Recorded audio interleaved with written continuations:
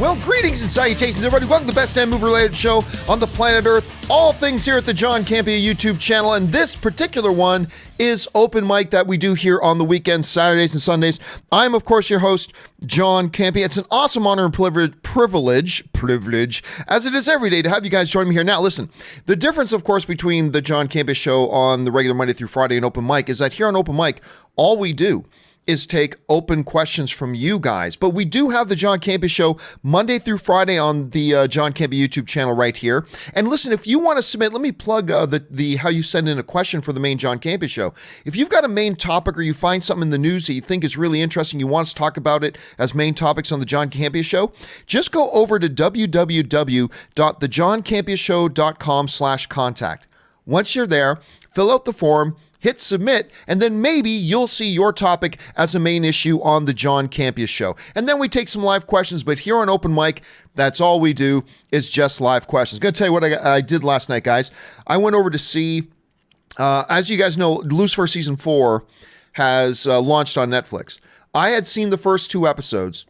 Ann and I stayed in last night so we could watch a few more. We ended up watching all 8 of the final 8 episodes. So we watched all 10 episodes of season 4. I love this show. I think this show is wonderful. I cannot, now it's the agonizing wait to see if they actually renew it for season 5. I hope enough people watch it that we get season 5. I thought this season was terrific. I really enjoyed it. I do wish it was longer than just 10 episodes, but I'll take what I can get. Also interesting to note here before we get started, notice one of the big things we've been talking about and discussing is, and one of the big questions we've all been having is, can Detective Pikachu beat Avengers Endgame this weekend? And the jury is still out on that, but I will tell you this, the Friday box office numbers came in, and Detective Pikachu beat Avengers on the Friday night box office. Actually beat it pretty handily, beat it 20 million to 16 million. Of course, Avengers Endgame's in its 3rd weekend. This is the opening weekend for Detective Pikachu. But a lot of people have been wondering, can Avengers hold like a 3rd weekend in a row? It looks like Pikachu might do it. Now remember, those are just Friday numbers. We got to see if it'll hold it for the full weekend or not, but we'll find that out here pretty soon. Okay, with that stuff down and out of the way, let's not waste any more time and go over to your live questions, because that's what Open Mic is all about, just your live questions. So let's go over there right now and get things started, guys. All right, Jay Meister 25 writes, adjusted for inflation numbers are irrelevant, right? I wouldn't say they're irrelevant. What I think inflation numbers are relevant, but there's a number of other factors when considering box office of movies in different eras than just inflation. There are other factors as well. And what I always tell, like many times people will say to me, John, what you should really compare when you're comparing box office records is adjusted for inflation. And I say, no, you shouldn't. Because while that is a relevant variable that changes over eras, there are, and you guys have heard me say this before, there are a dozen other variables that change over eras. And if you're going to take one into consideration, then you need to take them all. And my whole thing has always been, you either take none into consideration or you take them all into consideration. And taking them all into consideration is just a big gaffe. Here, for example, let's take a movie from the 80s, right?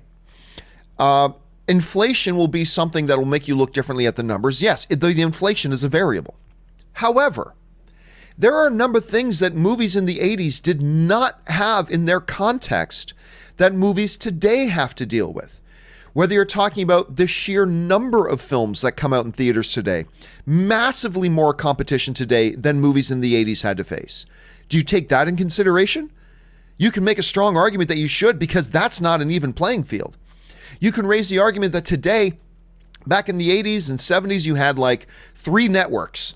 Today, you have like 500 channels. You have Netflix and Hulu and other streaming services competing for the entertainment-free time of people that movies in the 70s and the 80s didn't have to compete against. Today, you also got a video game industry. That's like a $20 billion a year industry competing for people's expendable entertainment income that the movies in the 70s and the 80s never had to compete against. I mean, there are a lot of people I'm not even just talking teenagers. I mean, like 30-year-olds are like, I was going to go see this movie this weekend, but I dropped $60 to buy God of War. So, I got, and these are all, and there's many more. It's simply not fair to compare movies of the 80s that didn't have to compete against so many other obstacles that movies of today have to compete against, whereas inflation becomes another variable. So my whole argument has always been, and this is why I like the fact that the box office handles the general statistics this way. You either take into consideration all the variables or you take in none of them. You don't pick and choose which variables you want to apply. You know what I mean? So anyway, that's just my take on it.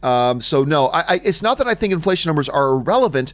I just don't think they should be taken into the equation because there are other relevant variables that we don't take into the consideration. So keep it a wash. Take in none of them or take in all of them. You don't get to pick and choose which ones. That's just my thought on it. Clay Woodley writes, John, what are your thoughts on Neil Moritz being banned from the Fast and Furious franchise? He is the only person who has been a producer on all 8 films. Very little thoughts on it. I mean, for all I know, he's a producer in name only, right? I know they've had legal problems between the studio and him. But other than that, I don't know all the intricate details. But I'm fine with it. And listen, from what I understand, the dude's still getting paid his producer's salary anyway, even though he's not on the credits anymore. So it's not like he's going to be hurting financially from it. So honestly, other than that, I have no other opinions on it because I don't know all the inside details. But if he was just like a producer in name only and really wasn't doing much, then I have no problem with it. Joser Miaz writes, R.I.P. Pow Megasiva, Power Ranger Ninja Storm. Yeah, and he was also passed away at the age of 38. Really tragically. From what last I read, they didn't have a cause of death. Police just found him dead at his place. And he was a soap opera, like an Australian soap star, I believe, at the same time. He was, of course, in Power Rangers Ninja Storm. And 38 is just way too young. Just so sad to hear about that. Taki75 writes, Robert Downey Jr. will not return in the MCU. Oh, yes, he will. He'll be almost 60 by the time a new Avengers movie comes out. You know how old Sylvester Stallone was doing Expendables movies? And Robert Downey Jr. doesn't even have to do anything physical. They just CGI. All the action stuff with him is CGI anyway. And he's in great shape for 60. Like 60's the new 40. I mean, really. So, he'll be back. Anyway, he'll be almost 60 by the time a new Avengers movie comes out and will pursue more prestigious roles to land an Oscar. Guess what? Here's the thing, Taki. Do you think it's an either-or situation? You know how many movies The Rock is in a year? You can do more than one movie a year, right? I mean, you can do up to an actor if they plan their schedule right. An actor like a big profile actor can do, if they want, they could probably do up to 5 films a year if you schedule it right. And I mean, will be hard to do, but it can be up to 5. You can very simply do 4, very easy to do 3. I mean, so you're saying it as if Robert Downey Jr. has a choice, either pursue roles in Oscar prestige films or not. And by the way, Robert Downey Jr. has not shown that he can draw in box office for something that doesn't have him starring as Iron Man. Remember he did The Judge, which I didn't think was all that bad of a movie, but a lot of people thought, well, it's Robert Downey Jr., it's Iron Man, he's going to make tons of money. The Judge did not do well. Let me just bring it up here. And again, it was a good movie. I enjoyed it. Where is it here? Here it is. The movie worldwide total made $84 million. Had a $13 million opening weekend. It also starred Robert Duvall, who I believe Robert Duvall got an Academy Award nomination for that film. He was in a really good film, all that kind of stuff.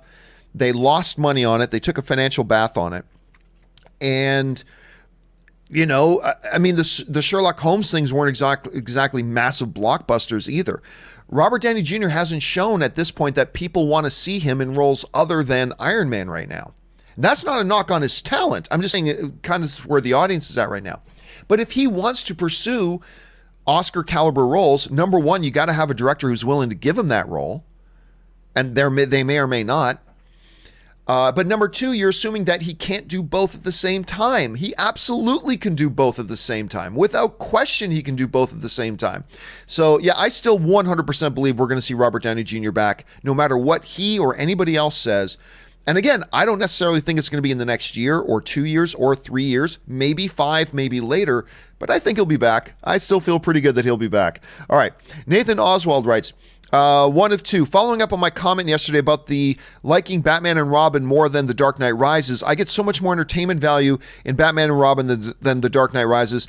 I'd rather watch a movie that isn't made very well but is entertaining as hell than watch a movie that is made very well but boring as hell. Well, here's the thing, Nathan. It's all subjective. Like, you may think The Dark Knight Rises is boring, but there's a hell of a lot of people who find it incredibly exciting. I'm glad that you find Batman and Robin exciting and has entertainment value. I do not. That doesn't mean you shouldn't. We all have, I mean, I'm sure I find certain films entertaining that you don't, right? That's the beauty of being film fans and the subjectivity of film. But, I mean, yeah, that's great. And I generally concur. I would rather watch a movie that entertains me than a movie that doesn't entertain me. And lots of things can entertain us. Great drama, great action, great excitement, great laughs, great sadness, great scares. I mean, there's a lot of things in movies that can entertain us. And I would clearly rather watch one that entertains me than one that doesn't. But, I mean, just be careful not to make it sound like, but Batman and Robin is more entertaining than The Dark Knight. So a lot of people did not find any entertainment in Batman and Robin. They just found it cringeworthy. But some people really do like it. And, hey, you watch a movie, it hits you a certain way. You don't decide how it hits you. You just gauge how it hits you. And for some people, they'll like it, and some people they won't, and it's all good. Okay, James Argenta writes, over under 16%, Cersei dies on Mother's Day tomorrow. Over 16%. And the only reason I would say over 16% is this.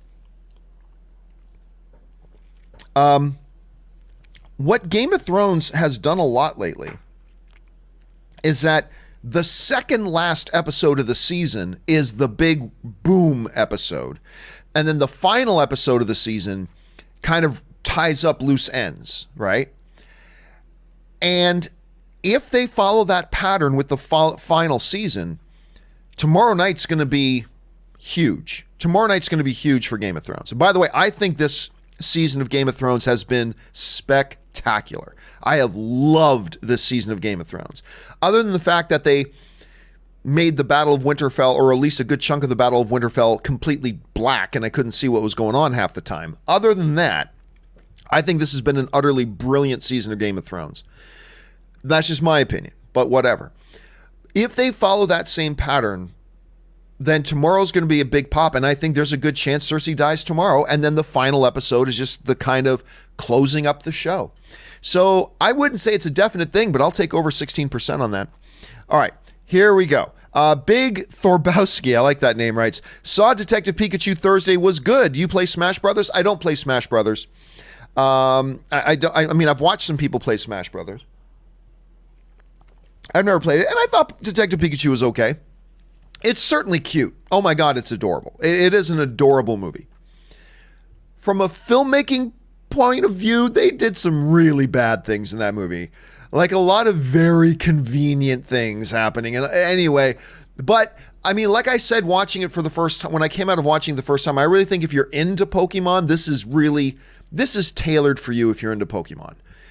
And I saw it a second time on Thursday night with an all very enthusiastic Pokemon audience, and they were eating it up. I mean, so there you go. But yeah, I thought it was cute. I don't think it's that good, but I thought it was very, very adorable and cute. And if I was really more into Pokemon, I probably would have liked it even more. Chris Hamilton writes, do you think Simon Kinberg has a future with Disney/Marvel? Will it depend on the success of Dark Phoenix? I do believe he has a future with them. Now, I don't believe he has a future with them the way he had it with Fox, where he was kind of becoming their main shepherd of stuff. He was either producing, writing, or in this case, directing almost all of their comic book property stuff in one way or another. I don't think he'll be that at Disney. But he has a relationship with Kevin Feige. He's proved himself to be a very good producer.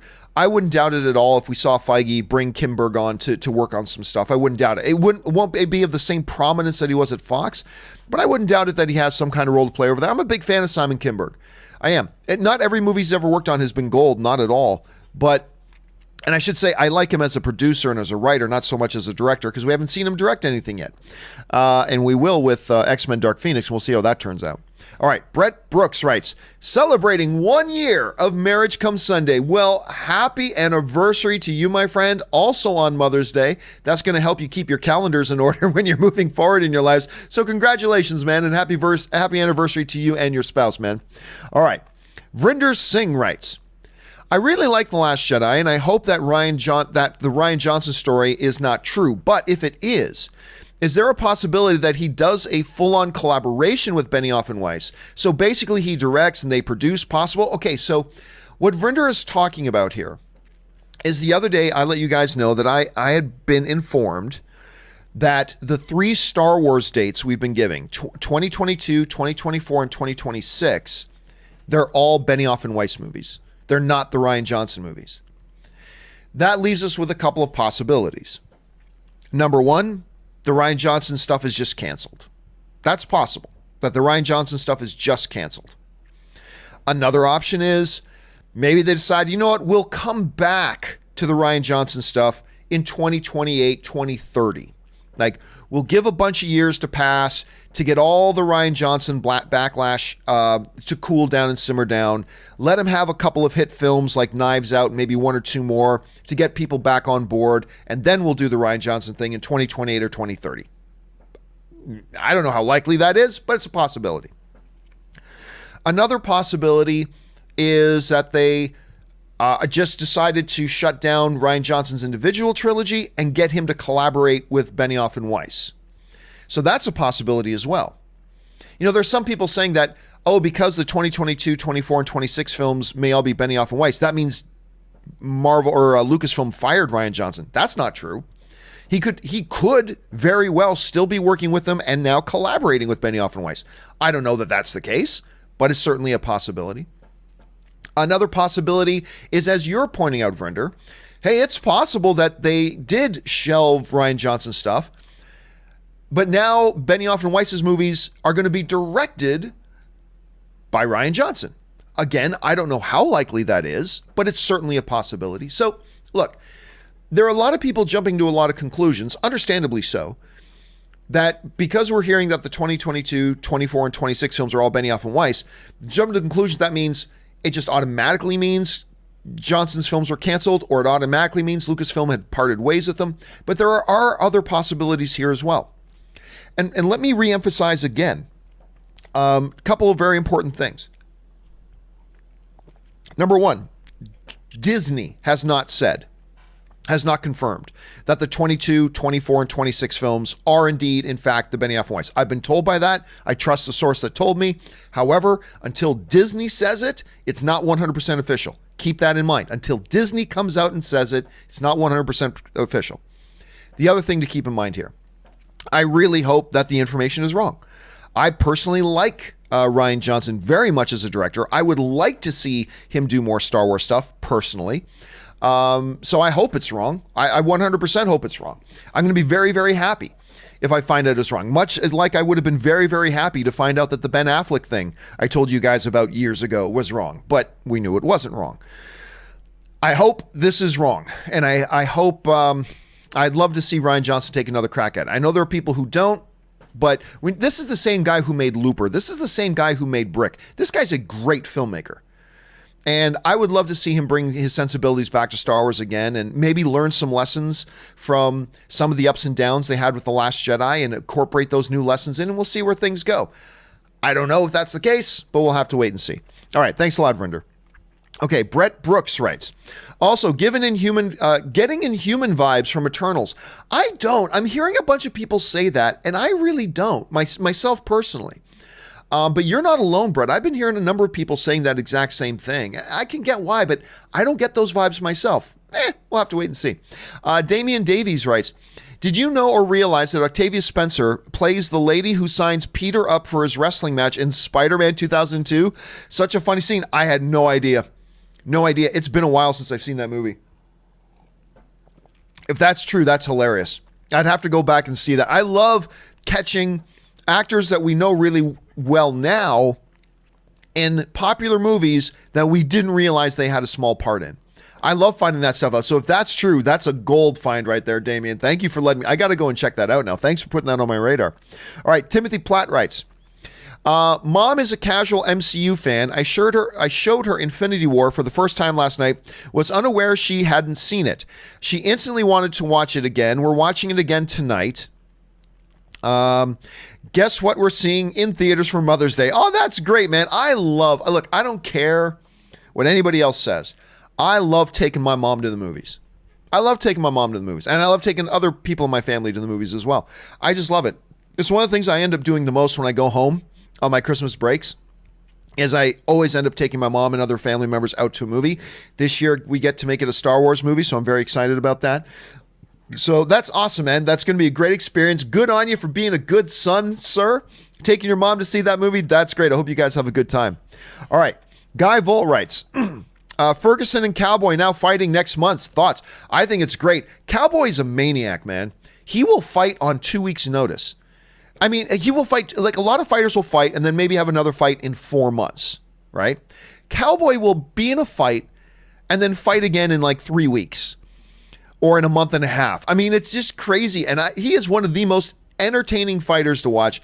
Personally, I think Ferguson beats him, but I'm going to be cheering for Cowboy because he is absolutely dynamite to watch. He's so entertaining to watch fight. I've been watching him for a long time. Damian Davies writes, have you heard of the British sitcom Only Fools and Horses from the 1980s?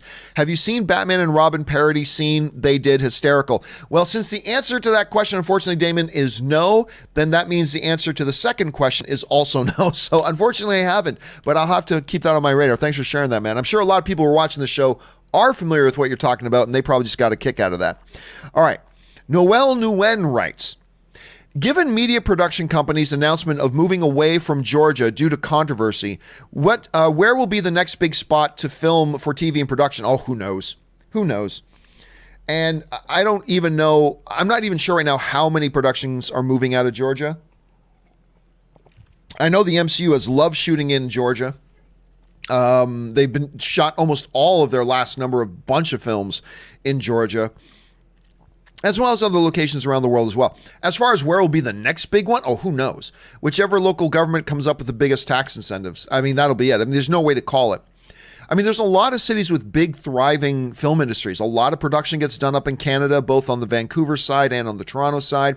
Obviously, LA, obviously New York. New Orleans has become a very hot spot for a lot of production as well. The Northwest has been growing in film production as well. So we'll just have to wait and see, but who really knows? Let's see. Jay Bling writes, Robert Meyer Burnett caught a sneak peek of Godzilla, King of the Monsters, and called it a kaiju mountain of cocaine a la Tony Montana. Did you catch that screening? Now, I don't go to a lot of press screenings anymore. I mean, the only reason I went to the Detective Pokemon one was because I knew Anne would really want to see it, and then she backed out. But Kaori really wanted to see it, so I went to it and took her with me. Unless it's a Marvel film or a DC film or a Star Wars film, I really don't go to many press screenings anymore. I tend to avoid them just because a lot of the screenings are like 45-minute to an hour drive for me. It's like, I'll wait till Thursday to watch it. One of the great things about working for yourself is that you don't have to go see the movies you don't want to go see when you don't want to go see them. So no, I haven't seen it yet, but I am very excited for it. And I know Robert's been really excited for it, so I was happy to hear that he liked it so much. All right. Kevin writes, currently in line waiting for college graduation to start. Oh, that's awesome, man. Soon I'll be a social studies teacher. Have a great weekend, and thanks for your hard work. Dude, that is awesome. Graduation is such a great time to celebrate a truly great accomplishment. I mean, especially when you're talking post-secondary education, not a lot of people, not everybody does it. Not a lot of people can get through it all. And when you do, I think that's a terrific time to celebrate. So congratulations for you, Kevin. Good luck on your future career and have a great, memorable day today. So thanks for sharing that, man. All right. Ryan Lohner writes, Thanos, did you think I wouldn't be attacking your New York base? Tony, did you think it wouldn't be defended? Cut to the Defenders kicking ass. Yeah, no Defenders in the MCU. Man, I still can't. For years, people would argue with me all the time. And they continue to, John, you're an idiot. You don't know anything. I kept telling guys, you are not going to see Netflix characters in the MCU. You're just not. John, they're in the same universe. They're absolutely going to be there. No, they're not. They say they're in the same universe, but they've worked very hard to keep them very separate. But for years, people called me all sorts of names. Yes, they are. Yes, they are. Yes, they are. Yes, they are. Anyway. So really no surprise that they... Now, but even I got to say, how cool would it have been in Endgame? How cool would it have been if another portal opens and out walks Daredevil, Luke Cage, Jessica Jones, yeah, even Iron Fist. I mean, how cool. Punisher comes through. I mean, that would have been a pretty big pop. Not as many people watch the Netflix shows as we think. I don't know, but it's still, I think that would have gotten a pretty big pop. I mean, I knew it wasn't going to happen, but oh my God, if it did, how fun would that have been? That would have been pretty cool. All right, DC Patience writes, I got a Pikachu Build-A-Bear for Mother's Day. That's awesome. True story. You guys saw the Detective Pikachu I had, that I've got that talking Detective Pikachu thing I have, and brought that with her to our, I kid you not, she brought this big Detective Pikachu doll, talking doll, to our Pokemon Detective Pikachu screening the other night. She brought it, and then when she was laying on the couch, we got two couches, she was laying on the one couch as we were watching Lucifer, and she just had the Detective Pikachu cuddled up with her. It's a damn adorable little thing, and I think that's adorable that they gave you one, DC. Dominic Suma writes, Happy Saturday, John. Thank you so much, Dominic. Over or under 51%, we see Peter Dinklage in one of the Weiss and Benioff Star Wars films. Ooh. Well, why not? I mean, like, he's in the MCU, right? He's in the MCU. But 51's a high number. You know what? I'll take over 51, that we see him at least make an appearance. I don't know that he'll have a key role or not, but I'll take over 51% that we'll at least see him pop up. I'll go that far. I'll take over 51% on that. That's interesting. All right. Derek Anderson writes, Hey, John, huge fan. Thank you so much, Derek. Love Knights of the Old Republic, but Lucasfilm needs to expand the galaxy, not remake old stories. That will only lead to fans complaining they did it wrong. Hoping Rian Johnson's vision will live on Disney+. I doubt that they're going to take it to Disney+. Knights of the Old Republic is an interesting thing because it's not canon, but you can still take it and do a form of the story within canon. And the reality is this. I mean, a lot of people think everybody knows Knights of the Old Republic. Here's the reality. Out of everybody in the world who considers themselves Star Wars fans, I would guess 85% of them never played Knights of the Old Republic. And I don't think that's exaggerating the number. I think a full 85% of people who are at least casual Star Wars fans across the world have never seen, never even heard of, or certainly never played Knights of the Old Republic or nor the story of it. So I really don't see there being a problem there. I think for most people it would be a brand new thing. Now, I'm not sitting here saying they absolutely should 100% do a Knights of the Old Republic. That's not what I'm saying. But, I mean, if they did, you can adapt it to fit in the direction of Star Wars now. It would be a totally brand new thing for an awful lot of people. And for the 10 to 15% who do not, who cares? Who cares? All you got to do is make a good movie. Who cares about pleasing the 10 to 15%? That's not your goal. Your goal is to make a good movie. And I honestly think that's one of the stories you could probably do. So I'd be okay with it. I really would, Derek. I think it would be all right. Now, I definitely would like to see them tell some stories in the Old Republic era. That is 100% for sure. I would love to see that. But again, I don't think, like, I know what you're saying in general. I, in general, agree with you that don't just take, old stories and recycle them. But if it's an old story that has a lot of potential, and not a lot of people know that story anyway right now, I don't know. I don't really have a problem with them. And to me, it does expand the galaxy. So I'd be okay with it, personally. But I can see the argument you're making, Derek. I do. Good point, man. All right. Ahmad Ismail writes, Do you think there is still a good chance Gyllenhaal could be Batman? Not really. Because seeing him in that Mysterio suit, I think he'd look great as Batman. Okay, let's be clear about something here, Ahmad. Anybody would look great in the suit. The Hollywood costume designers would make sure whoever the actor is, they would look great in the suit. So let's just be clear on that. Jake Gyllenhaal was Matt Reeves' first choice to play Batman. I was the first one to tell you guys that. Then a bunch of other news outlets confirmed it, that he was their first choice. They had been meeting. He was the first choice. But then Gyllenhaal later said that he's not going to be Batman. So for, I'm sure, many different reasons, he chose he didn't want to be Batman. And seeing the crap that everybody put Ben Affleck through, I don't really blame him. I think he would be a good Batman, but I think there are other actors who will also be a very good Batman. But do I think there is still a chance that it could happen? I don't know. I mean, you can make an argument either way that his experience with the MCU could hurt those chances or could help. I mean, hurt the Batman chances as in, hey man, I've done my big comic book movie.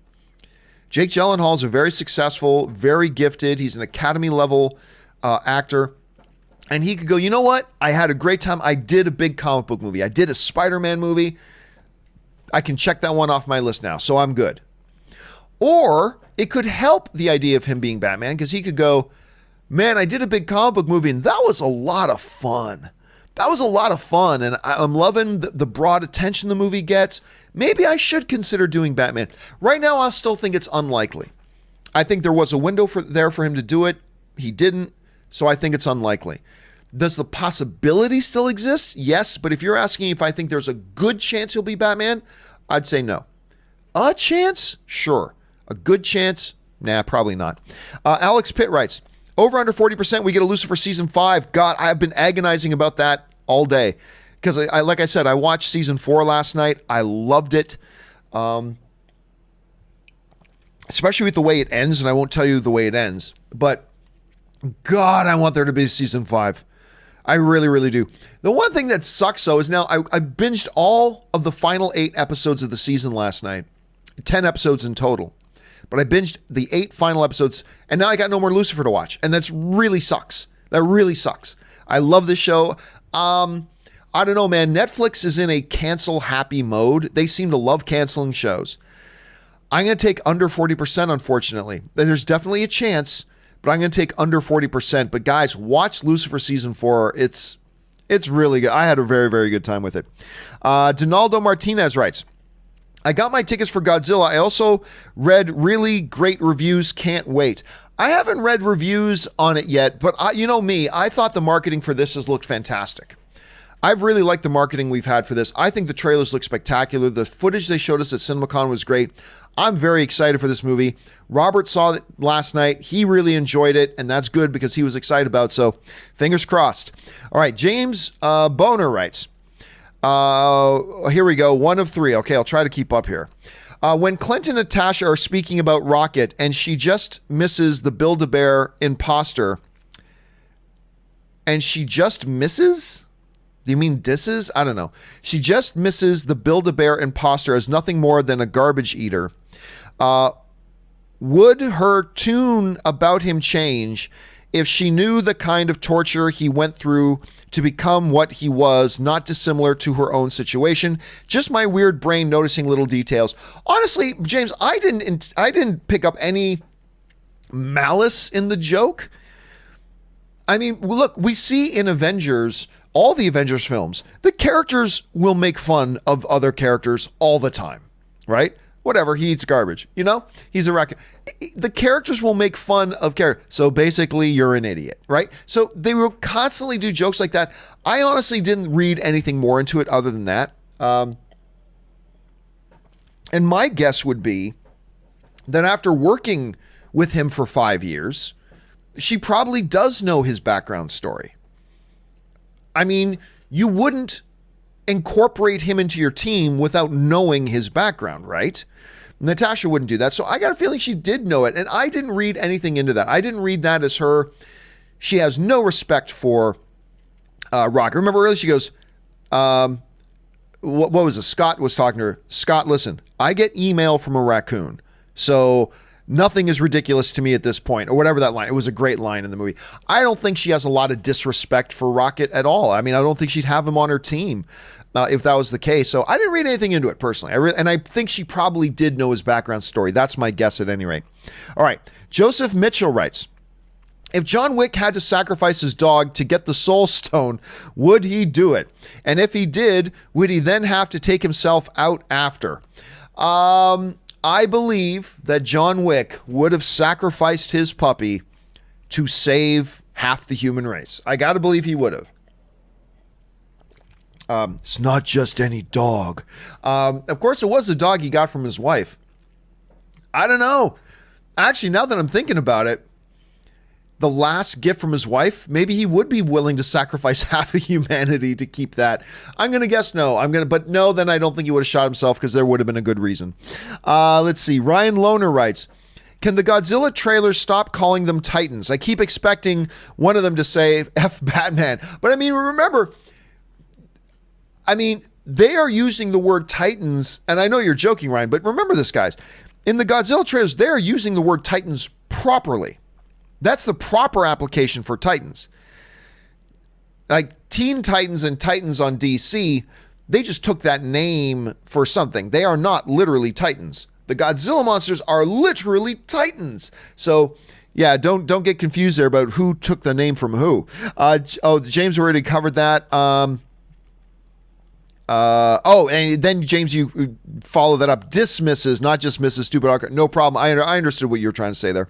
The Canon writes, you preference Green Book versus Into the Spider-Verse. By a very small margin, I go Into the Spider-Verse because that year, Green Book was in my top 5, and I'm super thrilled that it won Best Picture.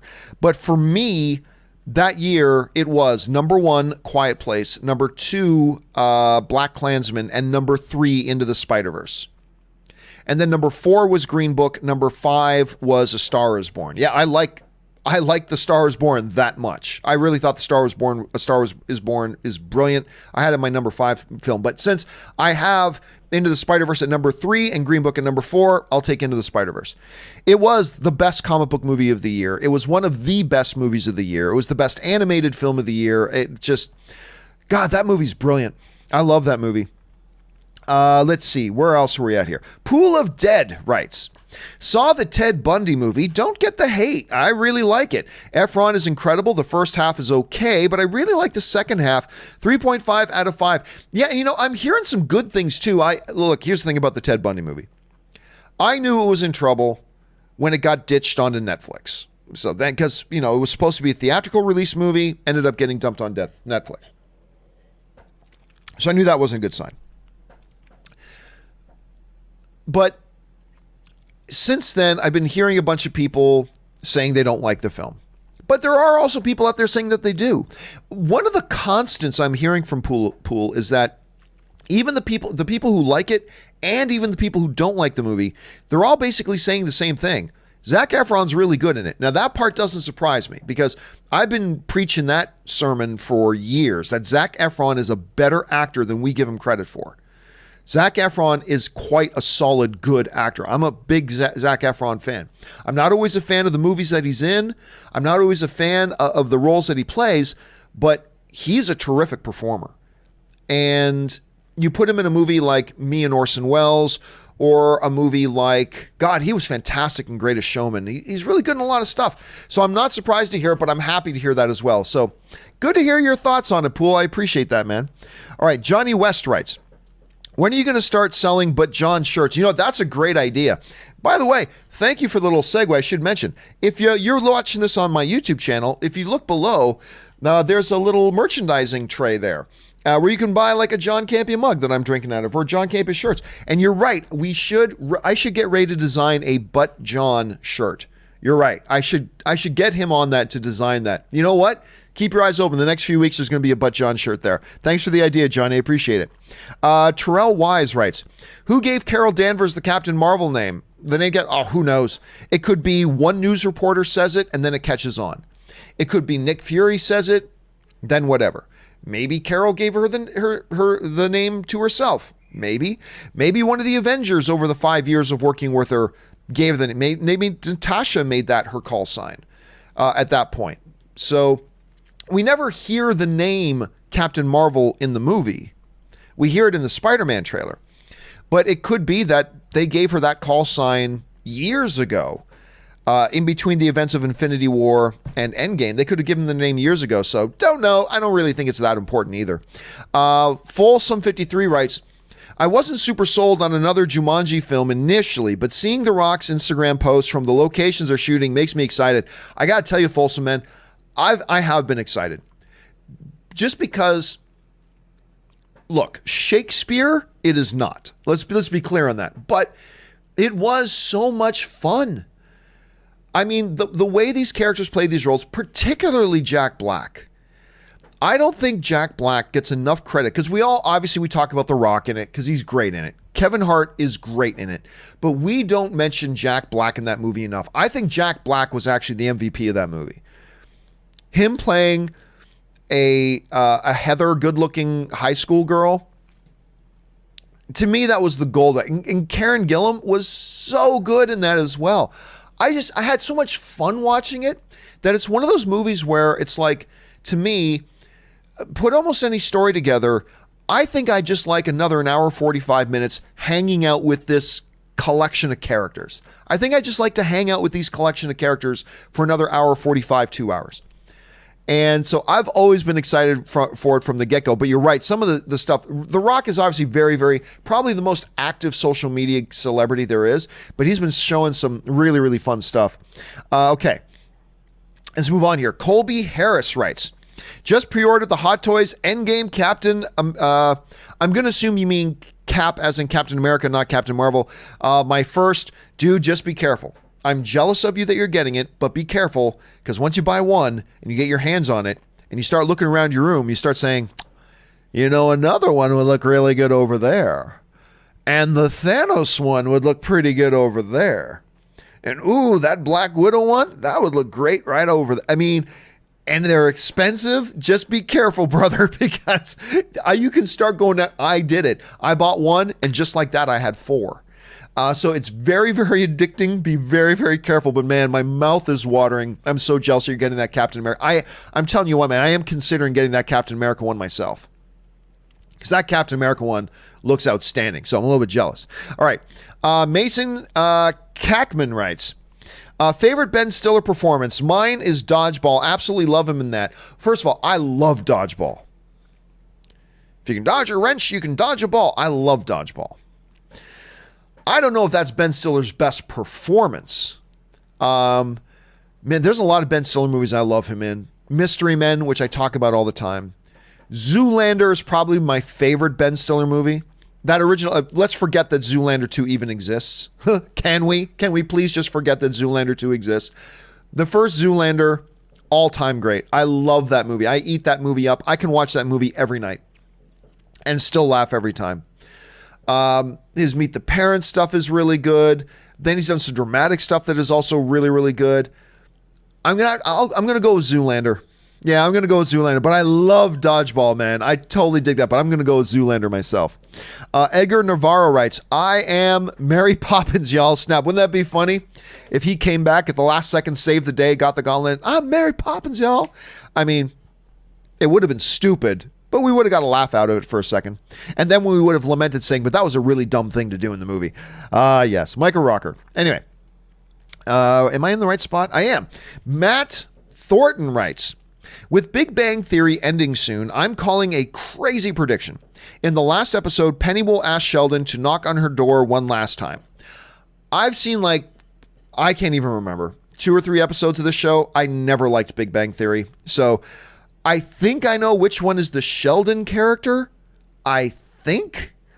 I don't know who Penny is. I don't know who any of them all. I think the one Sheldon character is the one who wears the Green Lantern shirt, maybe.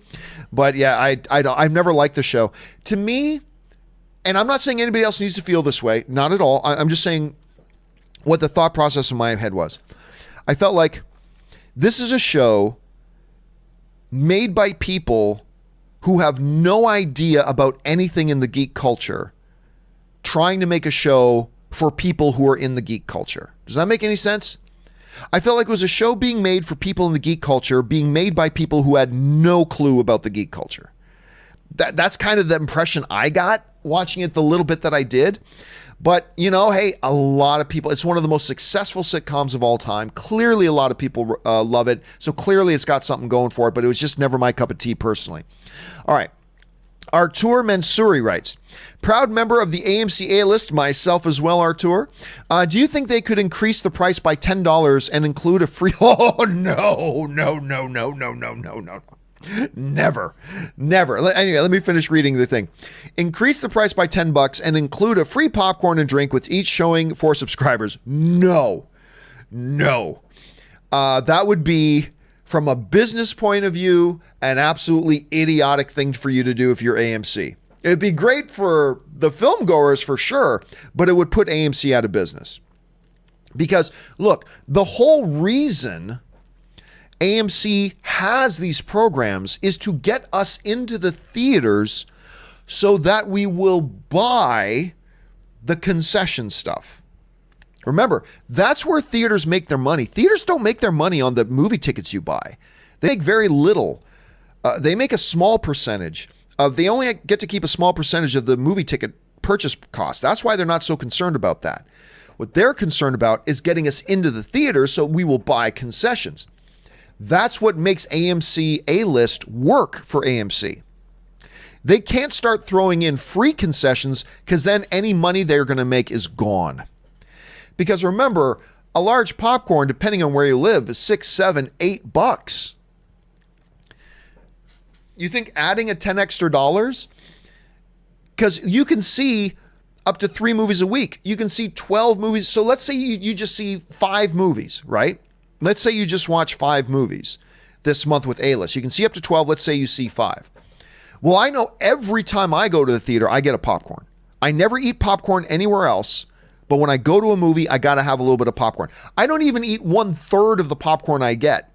I always end up eating a few handfuls, get a little bit down into the bag, and then I just put the bag under my seat and I never go back to it. But I got to have at least a few handfuls, you know? So I'm wasting a lot of money. I spend a lot of money on popcorn that I don't even eat. It's terrible. Anyway, let's say you go to 5 movies. Let's say the large popcorn's $7. That right there is $35 worth of popcorn that AMC could have used to actually be profitable, but now they're losing money on it. So we as fans can sit there and go, oh my God, that would be amazing if they did that. Of course it would be amazing for us. When we're being given free stuff, of course that's amazing. But it would be financial suicide for AMC to do something like that. Absolute financial suicide. And it would negate the whole reason they have A-list in the first place. The whole reason they have A-list is to get us into the theaters so that we will buy concession stand stuff. That's where they make their money. If they suddenly take that away and give us $30, $40, $50 of free concessions for $10, then they're going to go out of business. So no way.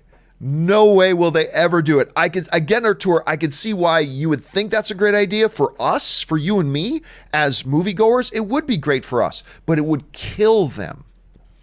It would kill them. It would also be great for us if AMC said, everybody who comes to a movie, we're going to give a $100 bill to. Yay, that's great for us, but it will kill them. This would kill them. And it would destroy the whole reason they do A-list in the first place. So no, I could never see them being so stupid as to do that. It would, it would just kill them. It would kill them, put them out of business. And so no, I can't see them doing that, man.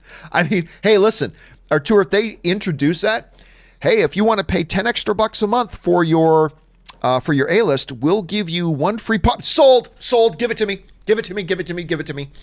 Because I buy at least 5 or 6 popcorns a month. So give me. I'll take it in a heartbeat. Hell, if they said for $20 extra a month, you get 1 free popcorn. Give me. I'll take it. I'll take it like that. I love it. But it would put them out of business. So no, I can't see that happening. How great would it be? But I can't see that happening. All right, Dropkick Aggie writes, From a Pokemon fan, Detective Pikachu was fun, but slightly disappointing. Some super cringy dialogue. Fix that and pace the story better. Movie becomes great. Dude, yeah, there's some really bad dialogue. I'm going to say this too. I can't remember the actress's name, but one of the girls from Supernatural is the main female lead of the film. She's one of the Wayward sisters in Supernatural. Terrible character. Terrible character. The scene that she gets introduced in, I'm not going to give anything away for those of you who haven't seen the movie, but she's standing on a staircase in the first scene we meet her, and she has a big line of dialogue that's like, oh my God, this is horrible. And I don't blame the actress. She didn't write the lines. I don't blame her. But I'm just like, oh my God, this is awful. And it was bad. And so many things. There's a lot of problems. As a movie, there's a lot of problems with Detective Pikachu.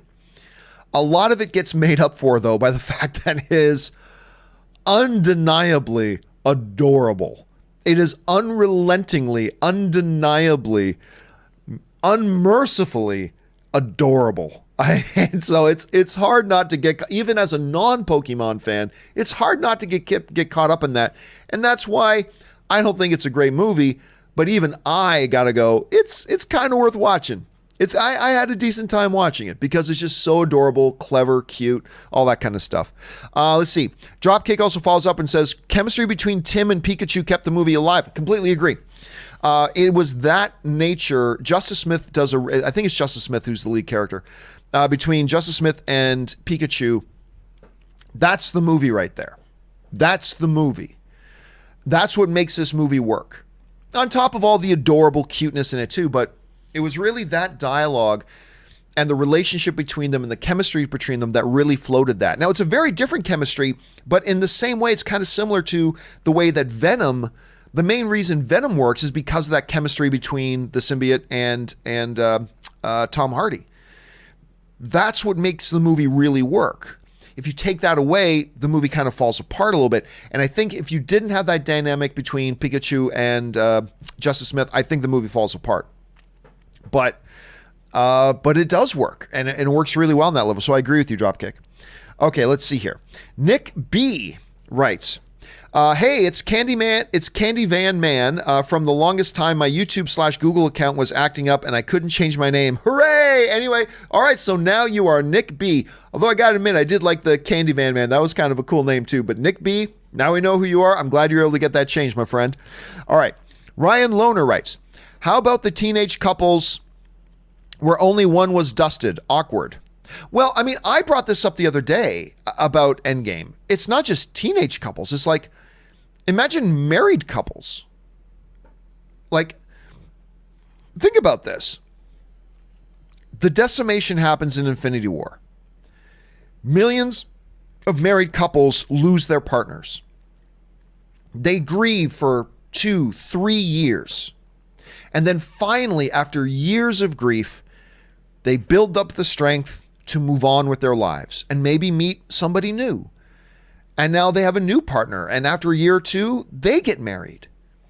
And then the undusting happens and the spouse's original partner is now back. Now they're there with their new spouse, but their former spouse is now back. And imagine that. And I'm sure with the couples as well. Although the teenage couples, like in high school, the one that didn't get dusted is now out of high school because 5 years have passed. So you've got the girl who was, 17. Well, now she's 22 and her 17-year-old boyfriend just comes back, still 17. I don't know that you can work that out, but it is awkward. It creates a lot of awkward potential storytelling there. Let's see.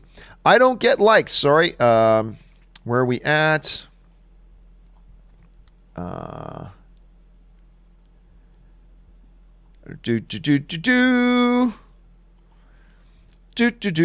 here we go.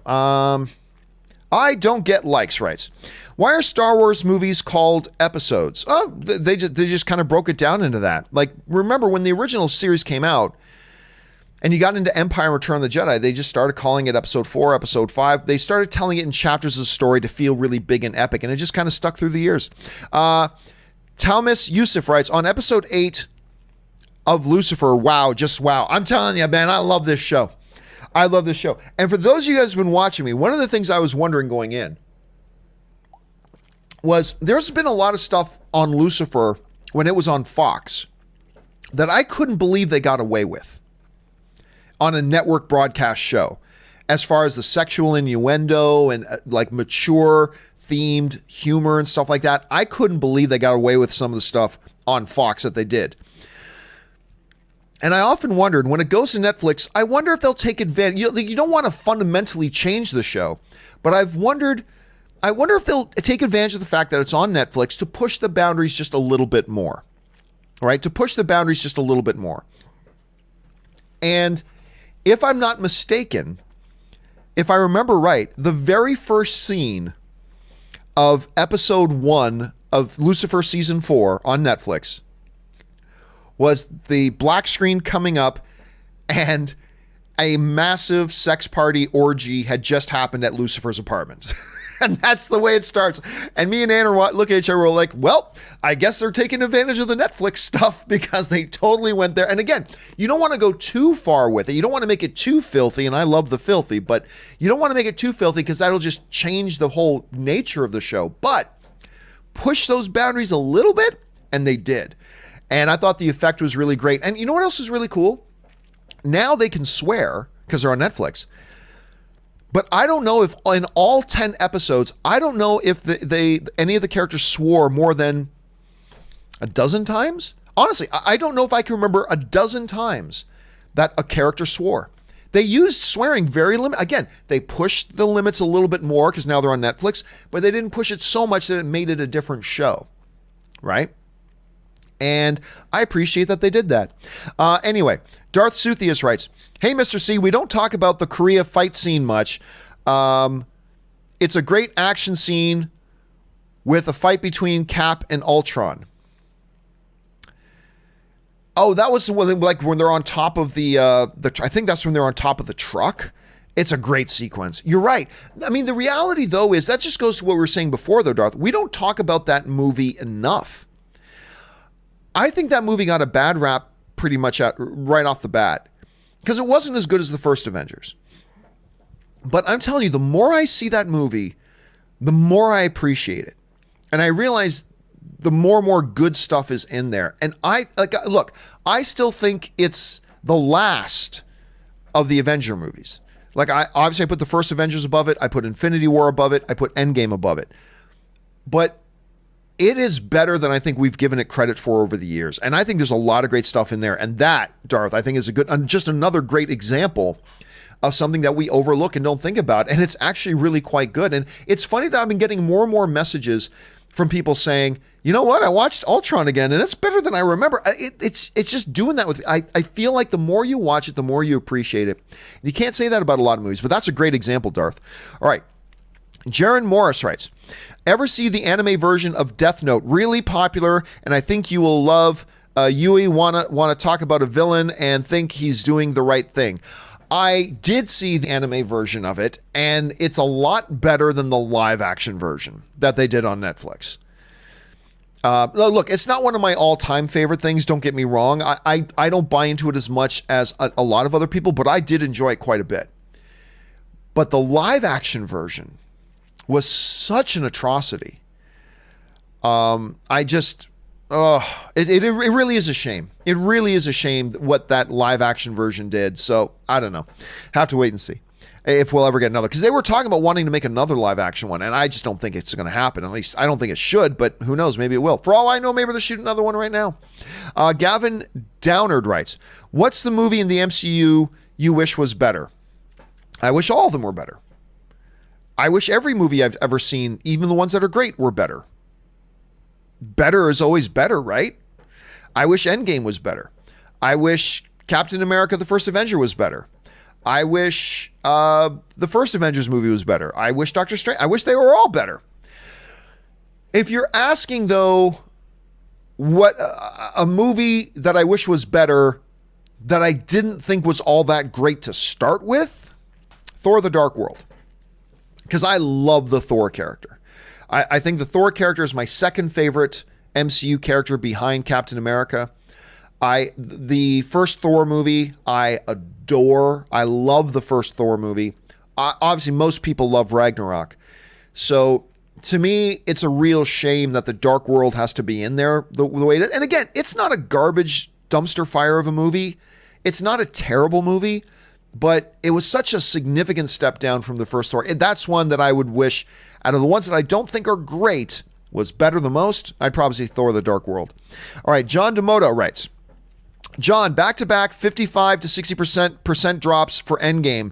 John, do you think that's considered disappointing? It shouldn't be. By the way, we don't know what the percentage drop is going to be for Endgame until the box office numbers come out tomorrow. Until the box office numbers come out tomorrow, we do not know what the drop is going to be. But remember, I have said from the beginning that we should expect a 50 to 60% drop, or maybe even a little bit more for a movie like Endgame, because when a movie gets, the bigger an opening weekend for a movie is, the more of a drop-off you can expect to see following up, because the huge opening means more people already saw it. There are fewer people left to go see it now that it's already made its debut. So, like, there are some people who are looking at, saw the week 2 drop-off for Endgame was 59%. It's like, and then people go, oh, 60% drop. Oh, what's wrong? Because it made $357 million opening weekend, right? So no, I think you'd have to be a special kind of dumb to consider that disappointing. It's spectacular. Like, it took a 60% drop to weekend 2, and yet its second weekend is still the second biggest second weekend of all time. Second biggest second weekend of all time. You have to be a special kind of dumb to say, oh, well, that's pretty disappointing. It's the second biggest of all time. How is that disappointing? It made more. Do you know that Avengers Endgame's second weekend box office is good enough to be the number 25 biggest opening weekend of all time? Wrap your heads around that. The second weekend box office of Avengers Endgame is good enough to be the 25th biggest opening weekend of all time. It's nuts. So no, John, I don't think, if you hear anybody telling you, man, that it taking a 50 to 6% drop is disappointing, then tune them out. Just tune them out. Because they're not taking into consideration how much money the film has already made, which means how many people have already gone out to see it. Do you think they would have rather had $357 million opening and a 60% drop? Or do you think they would have rather had a $200 million opening with a 50% drop?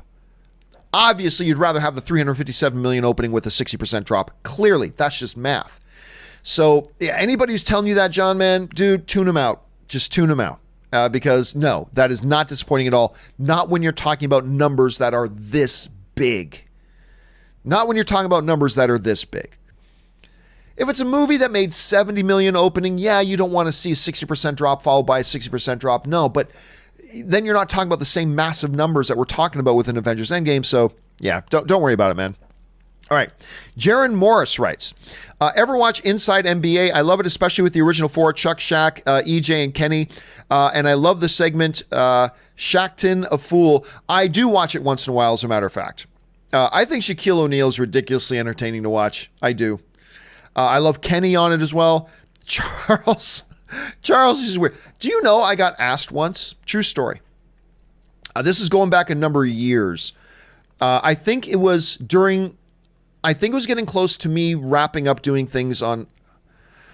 It was either right at the very end of my movie blog days or right at the beginning of my AMC days. But I got asked if I would consider doing a movie review show with Charles Barkley. I kid you not. I got approached with that concept by people connected to Charles Barkley. And I love Charles Barkley, but I was like, I don't know if that's a show that works. But that was, and by the way, even if I said yes, who knows if it ever would have actually come to pass. I mean, again, it's like any other movie thing out there. It's like 1,000 movies get put into development and maybe one out of them actually turns out to something. Even if I had said yes at the time, who knows if it ever would have actually come to fruition. Doubtful. But that isn't, I love Charles, but man, he's kind of the grumpy guy on a thing. Anyway, yeah, I do watch it. I don't watch it religiously, not at all, but I do catch it once in a while. Where are we at here? Django19 writes, did you notice Matthew Berry in Endgame? ESPN Fantity. No, I didn't, Django, as a matter of fact. Send me a screenshot. If you use my email address, john@thejohncampeashow.com. Send me a screenshot of that if you have one. All right, a fan of Peanuts writes, keep one, lose one, 1984's Ghostbusters or The Terminator. And keep in mind, this choice assumes you accept the future ramifications of one not existing. Hey, look, as great as Ghostbusters is, and a lot of people go that way, I keep The Terminator.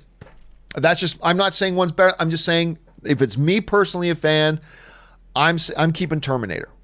I'd hate to lose Ghostbusters, but I can't not have Terminator. So even without future ramifications, I cannot be without Terminator. So I got to keep a Terminator on that, Peanuts. All right. Apex Caliber writes, and guys, I'm just going to take a couple more and then we're going to take a 5-minute break. I'm going to refill my my cup, rest my voice for a second, use the bathroom, all that kind of good stuff. Apex Caliber writes, if Tony didn't have people around, end up like Thanos. If Tony didn't have people around, end up like Thanos. I have no idea what you're asking, Apex. Sorry about that, man. Dave Thompson writes, thoughts. Movie, Cap's Adventures, Returning the Stones. No, I've been asked that many, many times, and I don't think there's a movie there to make. You already know everything that happens. You know each one gets returned. You know how Steve goes back to the future and all that kind of stuff. So, no, I think, Dave, what makes much more sense, because that movie, you could tell in a 5-minute flashback sequence in another movie. You could have another movie and then somebody talks about how did Cap get the stones back. You could tell it in a 5, 6, or 7-minute flashback sequence. You don't need a full movie for that at all. So I've had but you're not alone, Dave. I've had a lot of people write to me that sort of concept, and I say the same thing every time. It's not something that warrants a movie. You could do it in a flashback sequence very quickly, very easily, and do everything that you need to do there. Apex Caliber writes, is T'Challa even still king? Who was during 5 years? Doesn't matter who was during those 5. My guess is that M'Baku was. He has the clearest claim to the throne, M'Baku. He came this close to beating T'Challa in hand-to-hand combat anyway. He's already the head of his own tribe. I don't see how anybody other than M'Baku would have been the king in that time. But once T'Challa returns, I mean, that's it. He is king. He is the linear king. So the throne would probably go back to him, and I don't think M'Baku would have a problem with that. So yes, tradition-wise, technicality-wise, I think T'Challa is still king of Wakanda. Okay, last one we're going to take, and then we're going to take a short break. Django19 writes, Nebula, I wasn't always like this. Rhodey, me either, but we work with what we've got, right? Love that line in Endgame. It is a great moment. You know what? It's because there's so many really just great highlight reel stuff in sports terminologies. There's a lot of highlight reel stuff in Endgame. That's one that gets overlooked. I agree with you, Django. I thought that line was fabulous. I love that line. It showed a lot of empathy. It showed a little bit of tenderness. Especially for somebody like Nebula, who probably, maybe even amongst her own Guardians of the Galaxy, is seen as a little bit of an outsider. And for him to say something like that to her in that moment, I thought showed a lot of empathy, and it made me appreciate the Rhodey character even more. I already love the character, but it made me appreciate him even more. All right, guys, I'm going to take a quick 5-minute break here to go and refill my drink and stuff like that. As soon as we come back, Jacob Ibarra, Vikram, and all the way down, we're going to start off with your questions when we come back. So once again, we'll be back in 5 minutes. I will see you in just a couple.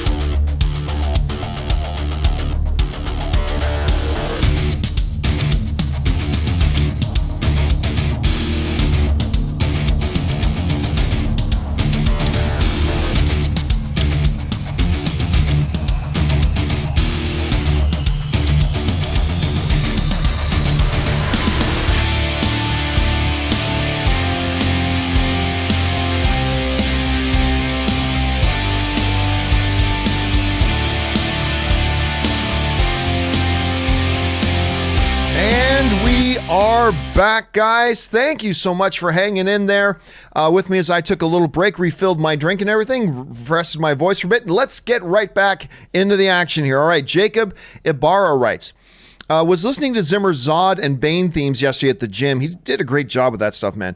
When I realized this guy's also making Cheetah's theme, We Are Not Worthy. He does some really, really great stuff, man. And I can listen to his Man of Steel theme all day. At least once a week. I'm not exaggerating. This is true, and maybe this is TMI, but at least once a week. Now, I have a Google Home in my bathroom. I've got one in here, down in my living room. I got one in my bathroom, too. So I get in the shower, and as I'm walking in the shower, I got to say it quietly so I don't trigger my other Google thing. I go, hey, Google. And it goes, boop, and I go, play Hans Zimmer, What Are You Going to Do When You're Not Saving the World, which is the actual name of the theme. And it plays it, and I'm just in my shower. It pumps me up for the show, and it pumps me up for the day, and it's going to be really cool. By the way, his Wonder Woman thing is great. I mean, this. Like there's a problem. It already knows it. Sorry, it still heard me. I mean, it does great. So what he's going to do with Cheetah, I think is going to be wonderful. Okay, Vikram writes. Where are we at here? Vikram writes, how do you feel about this season of Game of Thrones? Brilliant. Do you feel they're going to stick the landing? Only 2 more episodes left in this epic story. I don't see any reason to think why they won't. Look, traditionally, most series finales suck. I mean, really. Very, very few shows really stick the landing. I mean, just go back to maybe the greatest sitcom of all time, Seinfeld. Terrible final episode. A lot of shows, Battlestar Galactica, my all-time favorite series, did not like the series finale. A lot of shows have a very, very difficult time sticking that landing. Very few have done it well. Star Trek: The Next Generation is the greatest series finale of all time with All Good Things. That's the greatest series finale ever. But it's tough. But I'll tell you what, I know there's differing opinions, but I think this season of Game of Thrones has been nothing short of brilliant. I've loved it, and I think they'll stick the landing, but again, it's a tough thing to do. We'll have to wait and see. All right, where are we at here? Sketch Kid 79 writes, hey, John, crunching the numbers, Endgame may still come up short of Avatar. I'm giving it less than 50% drops. I mean, look, I've said forever, like, even after the $357 million opening, I said, okay, yeah, it looks like it's going to catch it. But nobody think for a second that this is a 100% lock. Nobody better believe this is a lock. Now, I still think it will catch it. Remember, for the longest time, I was as skeptical as anybody. Like, right up till opening day of Avengers Endgame, I was as skeptical as anybody that it would actually catch Avatar. Once that opening weekend number came out, well, then I'm like, well, I mean, there you go. It's got such a head start now, it probably will. But even then, I told everybody, don't think for a second it's a lock. That's a lot of money it's still got to make.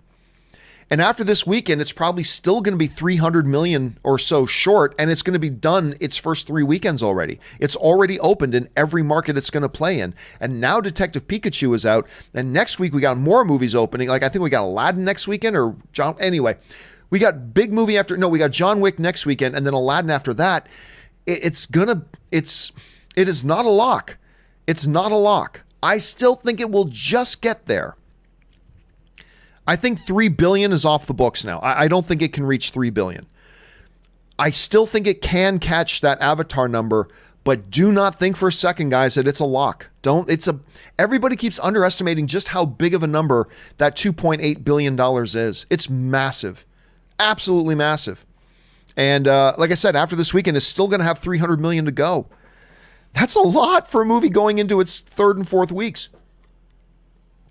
So we'll see, man. We'll see. All right. Ben Rayner writes, yay, now that Robert Downey Jr. has a break from MCU, we can finally get that Shaggy Dog sequel. LOL, just kidding. I wonder if that was his last movie before Iron Man. I think, now I'm going to pull up on IMDb here and take a look. I think A Scanner Darkly was his last one. I could be wrong about that. Let me just bring this up here for a second. Robert Downey Jr. IMDb. Because now I got to look this up. I got to know for sure. Probably isn't, but I know Scanner Darkly was close to it. So where was Iron Man? Iron Man was in 2000 and... There were lots of movies after Scanner Darkly, for heaven's sakes. After Scanner Darkly was Zodiac was after that. And then he did Lucky You, Charlie Bartlett, all that kind of stuff. Now, before Scanner Darkly, he also had Kiss Kiss Bang Bang, which, of course, was a Shane Black film. So good, so brilliant. But yeah, he did Scanner Darkly in 2006, then he did Iron Man in 2008. So there's still a couple in there. It was tough getting work for him still at that time because he had sabotaged his career multiple times and sabotaged some productions multiple times. And they did not want to let him be Iron Man, but Jon Favreau fought for him, and they got him, and history was made. So I think his last one, technically speaking, the last one he did was Charlie Bartlett, Lucky You, Zodiac, Scanner Darkly. Shaggy Dog was also in 2006. So anyway, there you go. Interesting question. All right, Django19 writes, in Infinity War, only the dwarves can make a gauntlet, but in Endgame, they make one in 5 minutes. Not a huge deal, but it just left me scratching my head. Look, I'll tell you what here. I'm not going to lie to you. That has been one of my biggest problems, has been they've turned Robert Downey Jr. into a magical Dungeons and Dragons wizard. I'm sorry, but Earth is hundreds of years, to some other civilizations, maybe thousands of years, technologically behind. Like, look at the Nova world, right? They're like far more advanced. And I like the fact that Rock said, hey, buddy, you're just a genius on Earth, right? Infinity Stones? I know how to make a gauntlet that can harness the Infinity Stones and blah, blah. It's like, what?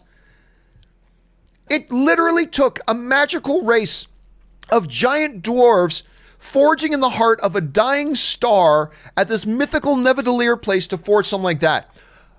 In the hands of Tony Stark, give me till lunch. I'll put a gauntlet together. I hated that. I did.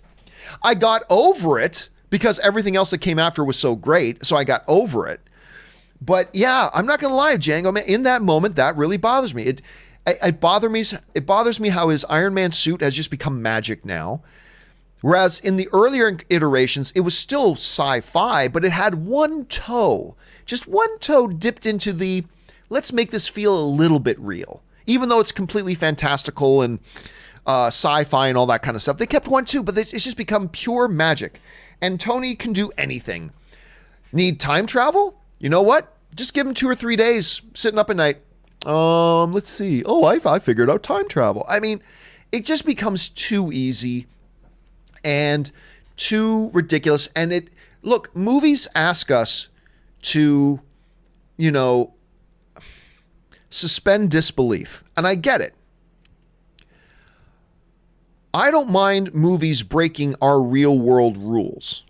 But I do expect movies, no matter how fantastical, to set up their own set of rules and then stay within those rules. They don't have to stay within my rules, but stay within your own rules. And this stuff, as much as I love the Tony Stark character, and I love Iron Man, and I love what he did in the movie and all that kind of stuff, it has bothered me how he's basically become magic. And there's nothing his character can't do. Got to figure out time travel? Okay, I figured out time travel.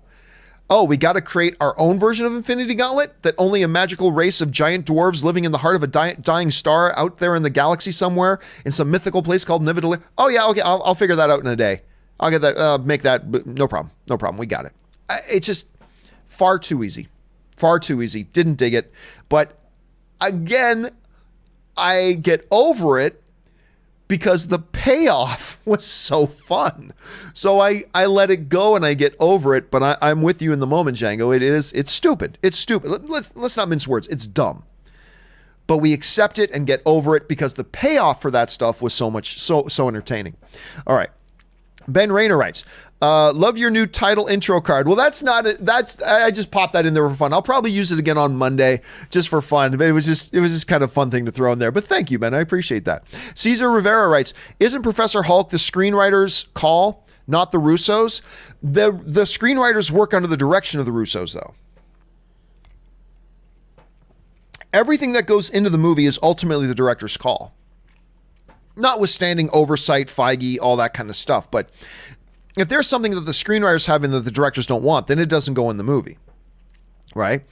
And you can't just make a character like that and then, you know, if the directors don't want a character to go that direction, then the character doesn't go that direction.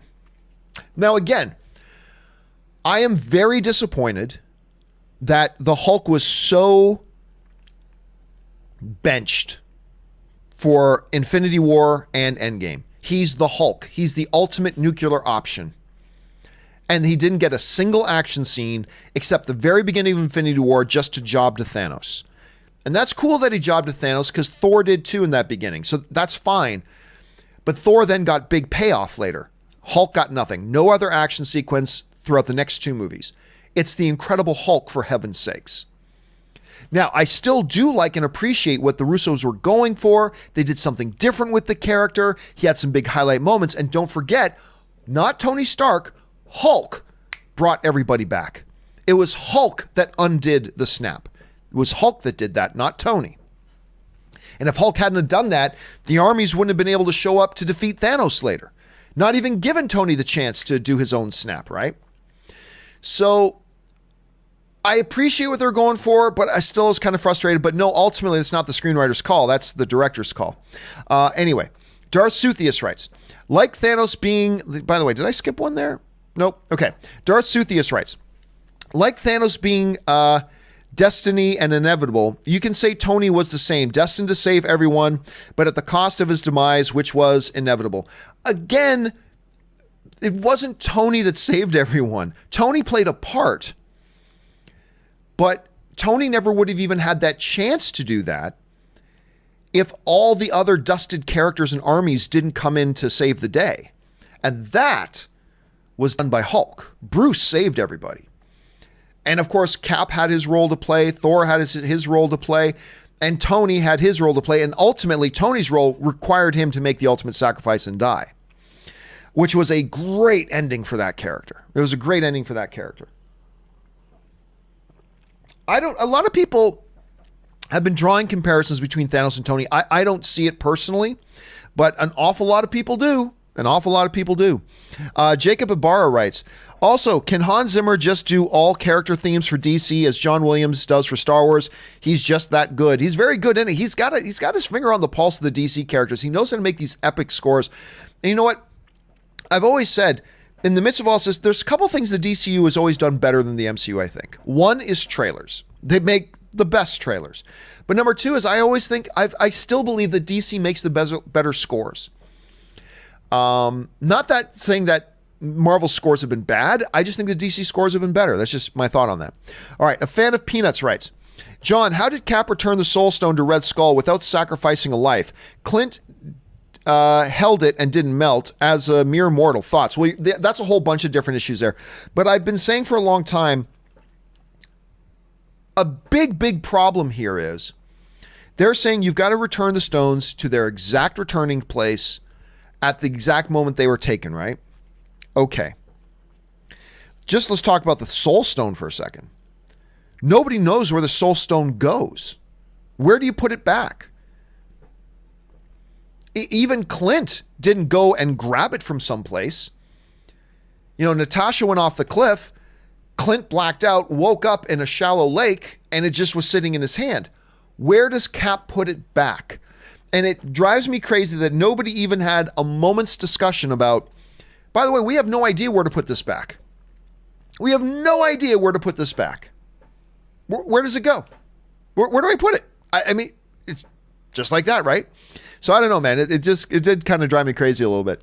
Django19 writes, I think the Cap suit in Endgame might be my favorite. I love how subtle they evolved his suit over the years. Which one has been your favorite? You know, I think my favorite for a long time has been his outfit in the first Avenger, actually. I've liked them all. His costume in the first Avengers movie wasn't the best. That's probably my least favorite one. But his costume in the first Avenger was always my favorite, but I think I might agree with you on this one. I think the one in Endgame might be my new favorite.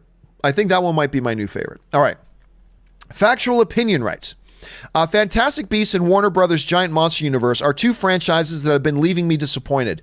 Is there a new franchise you want to like but haven't yet? Well, I want to like all of them.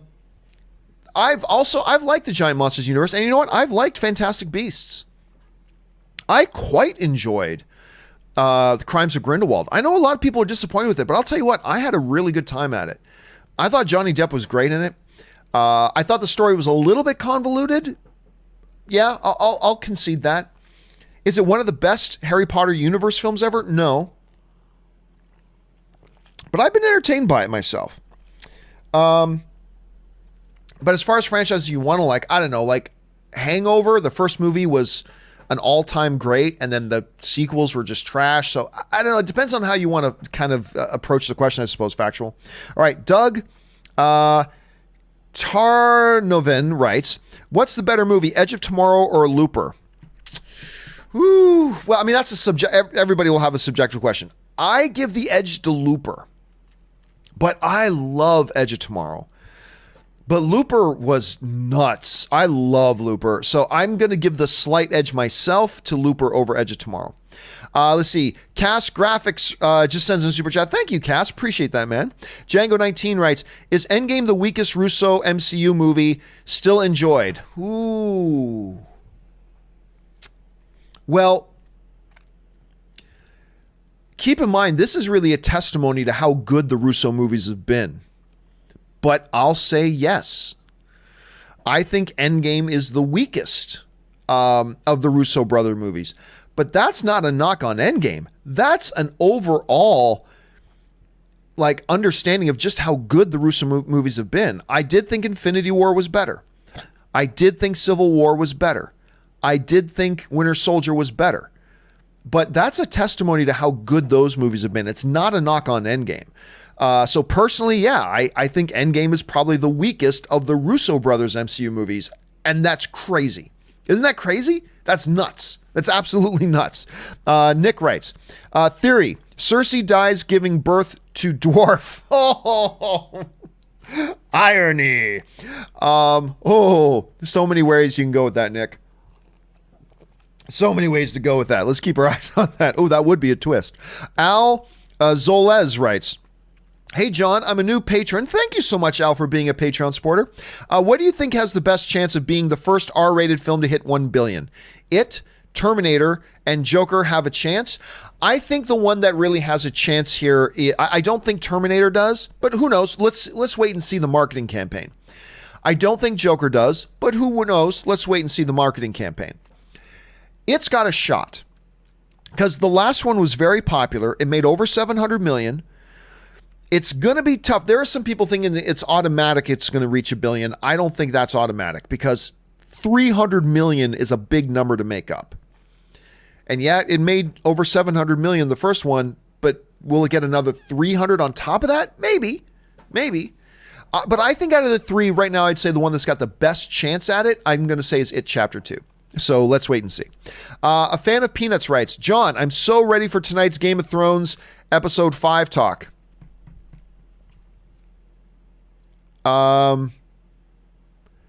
You mean tomorrow?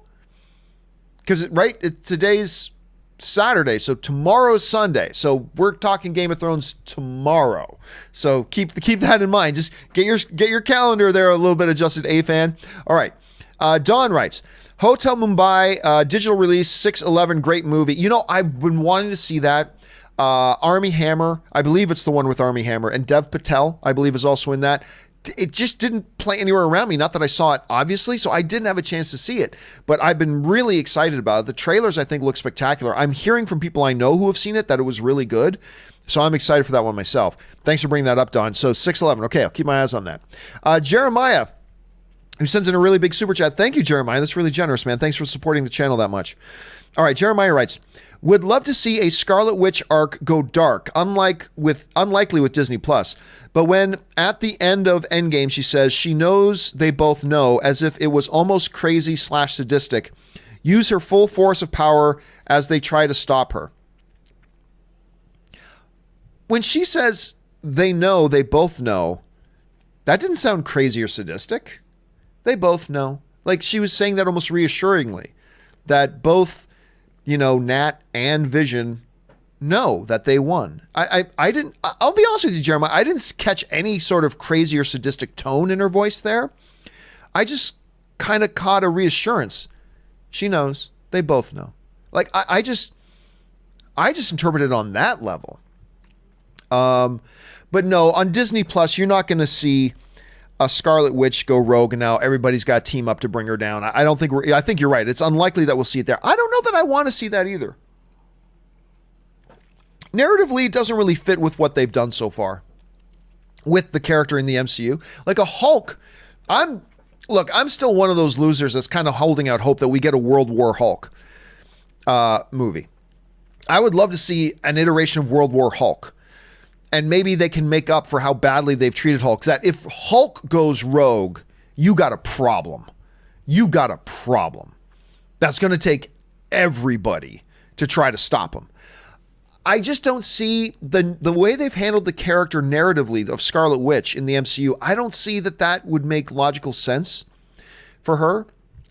I mean, like, remember, she was just emotionally destroyed that she hurt a few people. Well, her actions ended up killing a few people in Civil War, and that she was just devastated over that. Like, so I don't know that I see that character going nuts. It would be interesting, but again, I think I myself, Jeremiah, got to say, I think I would prefer to see them take the approach to that with a Hulk. That's what I would like to see, but you certainly do got a lot of possibilities with Scarlet Witch because they showed off her power level a lot in Endgame. They showed it a lot, man. All right, thanks for the question, dude. All right, Ryan Lohner writes, for anyone doubting they'll change Mysterio too much from the comics, one word, Mandarin. Yeah, or for anyone else doubting that they'll change Mysterio too much from the comics, one word, Mandarin. Yeah, look, I went with that before, right? I've mentioned that before. They could pull something so totally different because just remember Mandarin. Look, everybody, in Iron Man 3, we've got Mandarin with Sir Ben Kingsley. Turns out it wasn't Mandarin. So I agree with you, Ryan. Let's not be surprised by anything that they do with Mysterio. Hell, I think they're setting us up to all just assume Mysterio is pretending to be a good guy and we're going to find out in the movie that he's the villain because he's Mysterio. I still think it's possible that they may actually make him a hero. That maybe he is exactly what he says he is in the movie. That maybe he's actually a full-fledged hero. Or maybe not. Maybe there is multiverse. Maybe he's lying about it. There's... Just at this point, don't be surprised by anything that they do with Mysterio. That's what I'm thinking right now. All right, Jared McBride writes, John, what Captain America suit do you like the most? Mine is the one from Endgame. We just actually talked about that. It always was the first one from the first Avenger, but I'm thinking the Endgame one is mine now, as a matter of fact, Jared. A fan of Peanuts writes, I still say Arya tries to knock off Varys, but fails, and the mountain kills her and shocks everybody. Over under 4%, John. You with my crazy prediction. No, listen, it's not that crazy. I've heard a number of other people. I think my own wife thinks Mountain may kill her. And then the Hound in a bloodlust. The Hound already wants to kill the Mountain, but maybe in a bloodlust thing. Could also go the other way. That Hound confronts Mountain. Mountain kills Hound. Arya then kills the Mountain. That's been a thought as well. I think I will, but I'll take well over 4%. I'd put that at like 20%. Seriously, I would put it that high. So that's where I'm going to go with that. Nuno Mendez writes, hey, John, just wanted to say your show is awesome. Well, thank you so much, Nuno. It's always nice when somebody just wants to write in to say something nice. Thank you, dude. I appreciate that very much. All right, Django19 writes, just saw my friend Dahmer on HBO. Pretty creepy. My friend Dahmer. I think he's saying like you got a friend named Dahmer and he was on HBO. No, I just saw my friend Dahmer on HBO. Pretty creepy, but it makes you sympathize with him, which we shouldn't. Have you seen it? Thoughts? I have not. And there's always been. That reminds me a lot. There was this controversy years ago about. There was this documentary about World War II and Hitler. And they wanted to include this real footage of Hitler playing with children, his children and some of his children's friends, like playing with his children. And there was a bit of an outcry that they shouldn't show that footage because it humanizes Hitler. The counter to that was, I think to fully understand our own human nature and how our own human nature can go so bad, like in the context of a Hitler, you have to look at it the way it is. That even monsters like that had elements of humanity to them like the rest of us do. He loved his children. And, showing footage of him being what we would stereotypically call being a good father. There were a lot of people didn't want that, didn't want to see that, didn't want to show that. Just, no, that shouldn't be a part of it. I kind of find myself more leaning towards the thing of it helps us understand it more if we look at it in more humanized terms. Because guess what? The next huge monster that comes along, they're not going to be wearing a t-shirt that says 666 on it. They're not going to be twirling their mustache going, "Mwahaha." They're going to have elements of them that look very human. And I think if we ignore the human side, maybe even the remotely sympathetic side of the monsters of our past, if we don't look at that and we don't acknowledge it and we don't stare at it and understand it, then we're not going to see it in the future, in the monsters that are to come. So I'm okay if they show if they make us sympathize with them a little bit, because there's elements in everybody that you can have sympathy for, and that should make us more aware moving forward. So look, I don't pretend to have the answer. I don't have the answer. But I think it's an interesting discussion that should be had. So thanks for bringing that up, Django. All right, Colin C. writes, not sure if this has been asked, but now with the Fox purchase by Disney, may we see the return of the fanfare at the beginning of Star Wars Episode 9? No, and they shouldn't. And I have addressed this a couple of times, Colin, but here's why. We shouldn't. We shouldn't. And here's why. Because Fox has nothing to do with the making of these Star Wars movies. Nothing. Absolutely nothing. They have no part in it. Lucasfilm makes it. So here's the kind of example I've set up before. Imagine, Colin, that you work for a company, right? And you run one division. And your division, say, has a giant CC logo on your division, right? CC, Colin C. And your division works for 3 years on putting this project together for your company. Now, let's say there's another division guy named Frank Brown, okay?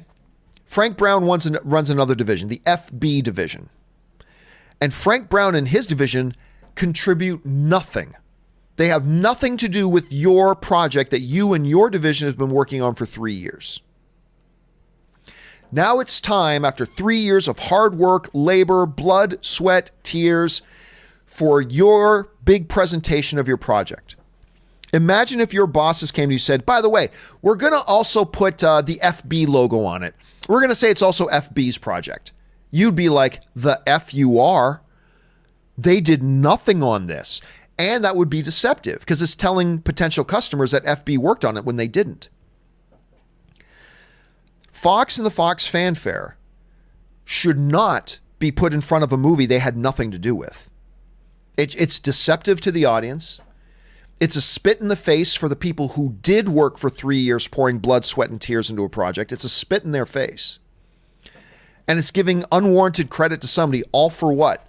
For a 3-second kick? Ooh, we got to hear the vrum bum, vrum bum, vrum bum. Okay, that's cool. But is that worth all the other stuff that comes along with that? It's deceiving. It's a spit in the face of the people who did work on it. All that kind of stuff. You got to keep that in mind. So I do not believe we will hear the fanfare at all. And I, as a Star Wars fan and as somebody who loves that opening fanfare, I am 100% against them putting that up there because it's a lie and it's a spit in the face of the people who did work on it.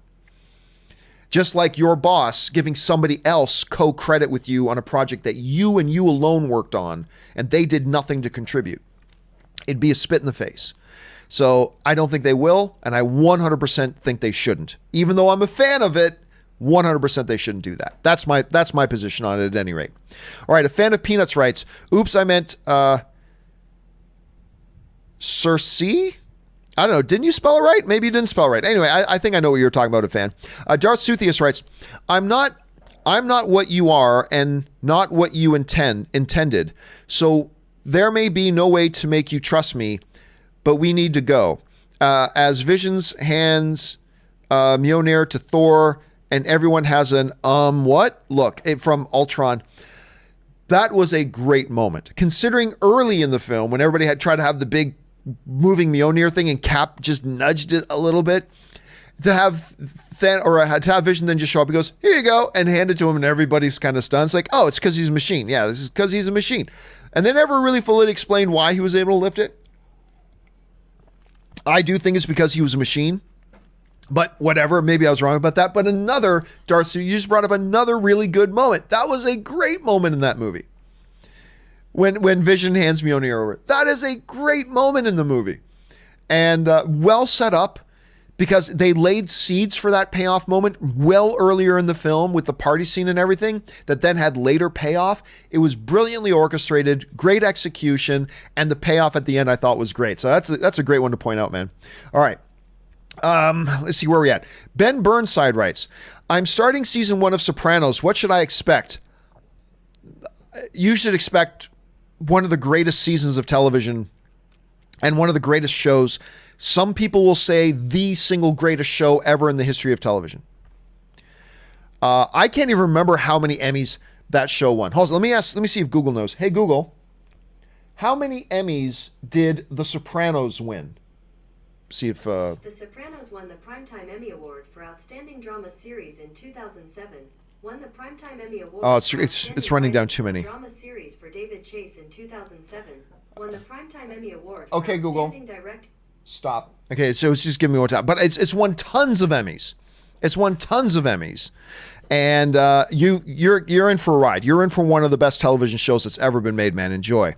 All right, Jordan Allen writes, I sent in a question a few weeks ago, and it had an Endgame spoiler in it. I'm really sorry. I hope it didn't ruin the movie. Oh, no problem. Hey, look, lots of people did, right? But so don't worry about it. Don't sweat it. No sweat off anybody's brow. No apologies needed, Jordan. We were all in that mindset, so don't you worry about it, my friend. But that's really classy of you to send in an apology nonetheless. Thank you for that, man. You're a classy dude. All right. A fan of Peanuts writes, John, I grew up watching Star Wars original trilogy on VHS in the 90s, then prequels, which are okay. My favorite in order are Empire Strikes Back, The Last Jedi. The Last Jedi, really? Star Wars, Return of the Jedi, Rogue One, The Force Awakens. Yeah, for me, it's no questions asked. It's the original trilogy. Return of the Jedi, Empire Strikes Back, and Star Wars. The original trilogy, and then there's a big drop-off. Then for me, it's The Force Awakens, then Rogue One, and then The Last Jedi, and then Solo, and then the prequels. So you know what? I might even have Solo. You know, I changed that. Solo above The Last Jedi. So it'll be after the original trilogy. The Force Awakens is my next favorite. Rogue One, Solo, The Last Jedi, and then you drop down a bunch more, and then you get to the prequel. So that's kind of how I see it. But girl, watching those movies on VHS, man, if you still have them, man, that's probably still the original version and not the George Lucas Special Edition. Hard to come by. See if you can gather those up, man. They could be worth something. All right. Where are we at here? Okay. Ben Rayner writes, I put the coffee grounds down the sink. Snap. I like that. That's good. Jojo writes, hey, John, what's the best advice you can give us in their early 20s? Same advice I give everybody, man. It's simply this. Every single day. I've put this on my social media before. This is my number one thing. Every single day, do something, no matter how big or how small, that moves you closer to your goals. That's it. That's the best advice I can give anybody, is every day do something. Maybe it's taking a 3-hour class. Maybe it's writing one email that you need to write to somebody. Maybe it's writing something. Maybe it's learning something, whatever it is, no matter how big or how small, do something every day that moves you closer to achieving your goals. Anything at all, but don't let a day get wasted. That's my biggest advice to anybody in anything really. So smart on you, even just asking for advice. That's great. Pablo Zaniga writes, Got discharged from the hospital today after my tumor surgery. Oh, that's right. You were watching the show from the hospital, man. 2+ weeks of recovery. Pikachu, John Wick 3, Aladdin, and Godzilla waiting for me. Yeah, if I remember properly, and I may not, because I've got a lot of names that come across the screen here, but if I remember properly, you like had brain surgery one day, and then you were in the chat board the next day, and I'm like, tip of the cap to you, sir. Hey, man, have a great, successful, pace yourself. That's the most important thing. But healthy, successful recovery. And if you got to skip out on one or two of these movies, don't worry. They're going to be there for a while, man. But a healthy recovery. Wishing you all the best, Pablo. Thanks for sharing that update, man. Appreciate it. Jeff Mitchell sends in a super chat. Thank you, Jeff. Appreciate that. Eddie Burton writes, is it fair to call Amy Schumer a one-hit wonder? No, I mean, Amy Schumer has a really successful stand-up career. She's had a very successful television show. Then she had the one big movie. She hasn't had any other big movies since that, but I don't think she's not like, who's the kid who played, why am I freezing on Napoleon Dynamite? John Heder. It's not like John Heder that was truly a one-hit wonder, or with Napoleon Dynamite, right? Amy Schumer has had a lot of success in a lot of different formats. So I don't know that I would call her a one-hit wonder. She's had a lot of success across a lot of different stuff. So I wouldn't call her that. I don't think she's the most successful person in the world, but I wouldn't call her a one-hit wonder myself. Django19 writes, is shit considered cussing counted at least 6 in Endgame? Yes, it is.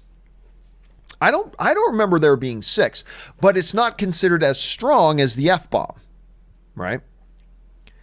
So I think you can get away with 1 F-bomb in a PG-13 movie, maybe 2, depending on how the MPAA kind of looks at it. But depending on how it's used, you can get away with a few others of other cuss words, because they're not all considered the same. Whether they should be or shouldn't be is up for debate, but I don't think the MPAA considers them all the same.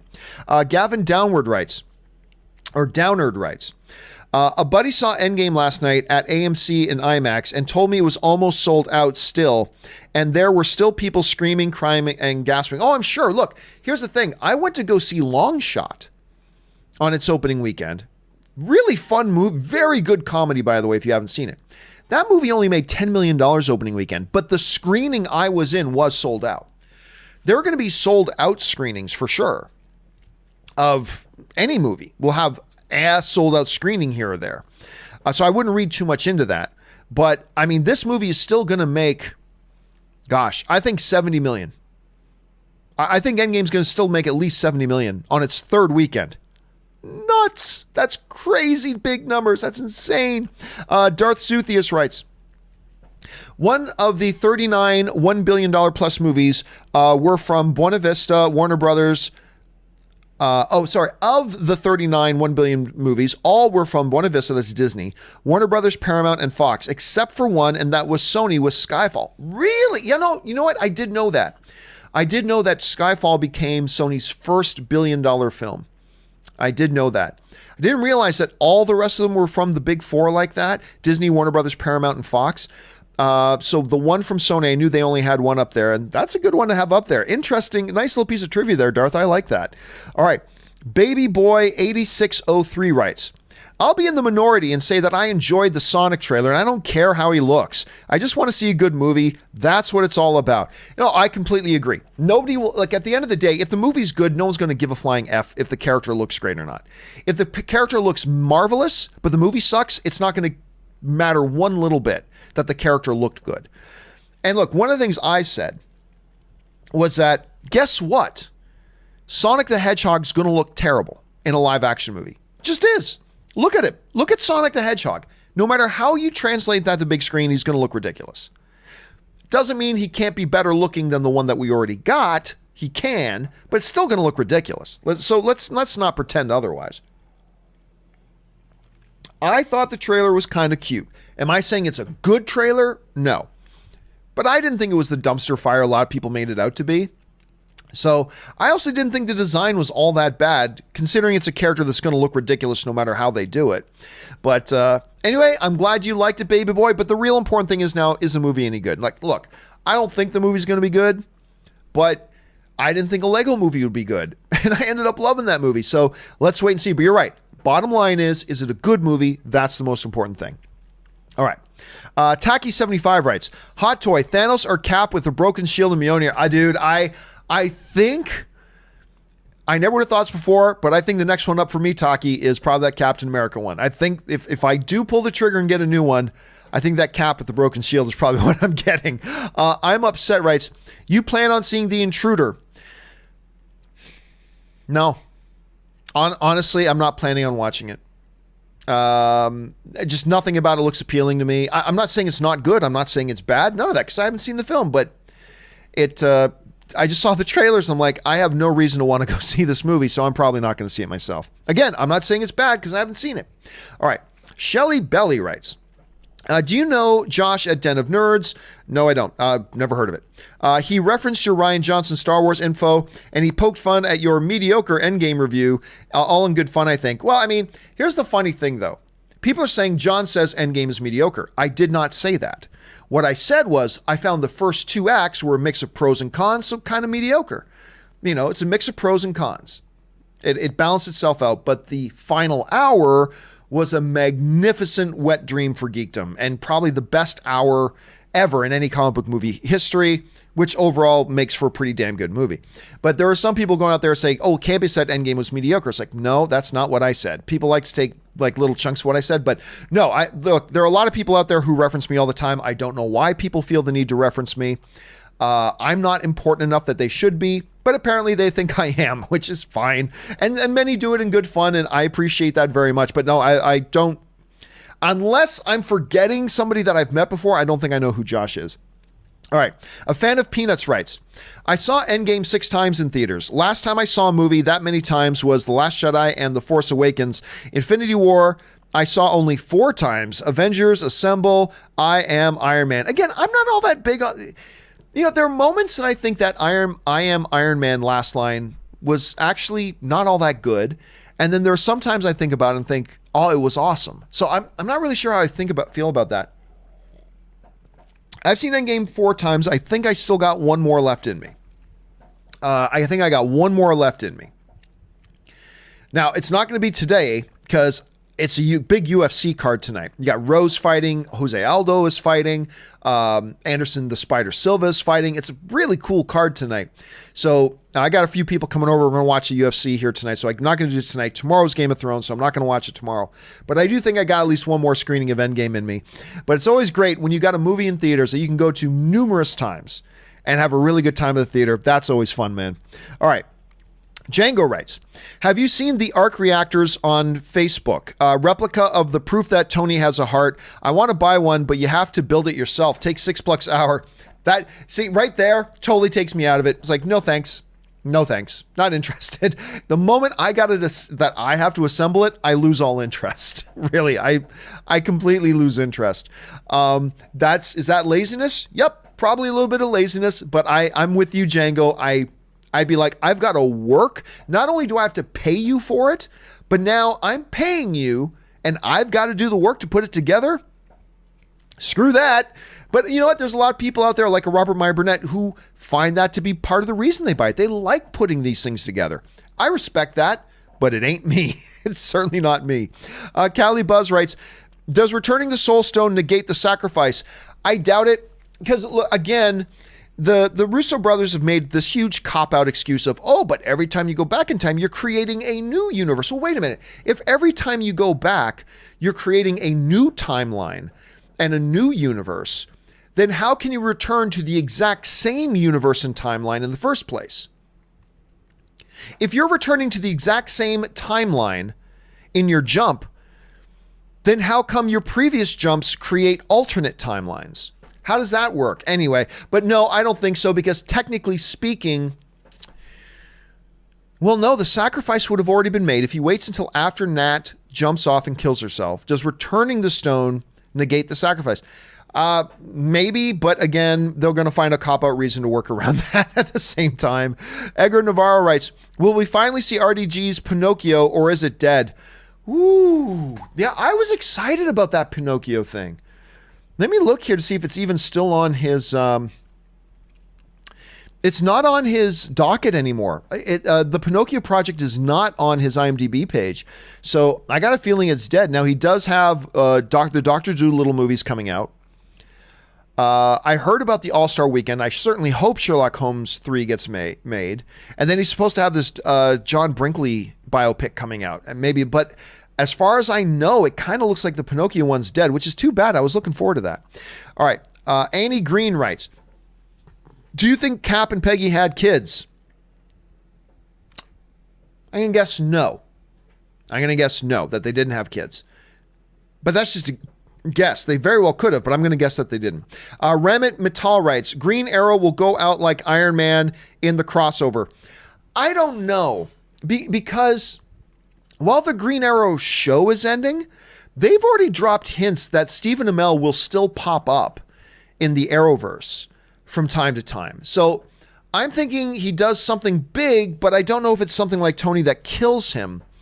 Because, again, they're saying he's going to still pop up. But it's very possible. All right. Blake. Oop, that was Shelley Bellet. Where's Blake? There's Blake. Blake writes, do you love any movies for nostalgic reasons? I think we love a lot of movies for many different reasons. I think we love movies for a plethora of reasons. And every movie that we love is a different mixture of all those different reasons. Can nostalgia be a part of that? Yes. Do I love any movie strictly on nostalgia reasons? No. No, because if the only thing worth value in a movie is nostalgia, then that means I would have hated it in the first place before there was nostalgia, right? In which case there's no nostalgia. So I'm going to go ahead and Blake and say no. I'm going to say no. There's got to be more to it than that. The Impossible Something writes, a lot seemed to happen in the 5 years time jump in Endgame. True. If Black Widow movie takes place during that time, do you think they could explore more of her and Bruce? Felt they could have done more with them. Dude, I am with you 100% on that. So now, look, we know they're making a Black Widow movie. It's coming out next year. They haven't said when it takes place, but I believe, I'm just guessing, it's just a pure guess, but I believe it's going to take place in that 5-year gap between Infinity War and Endgame.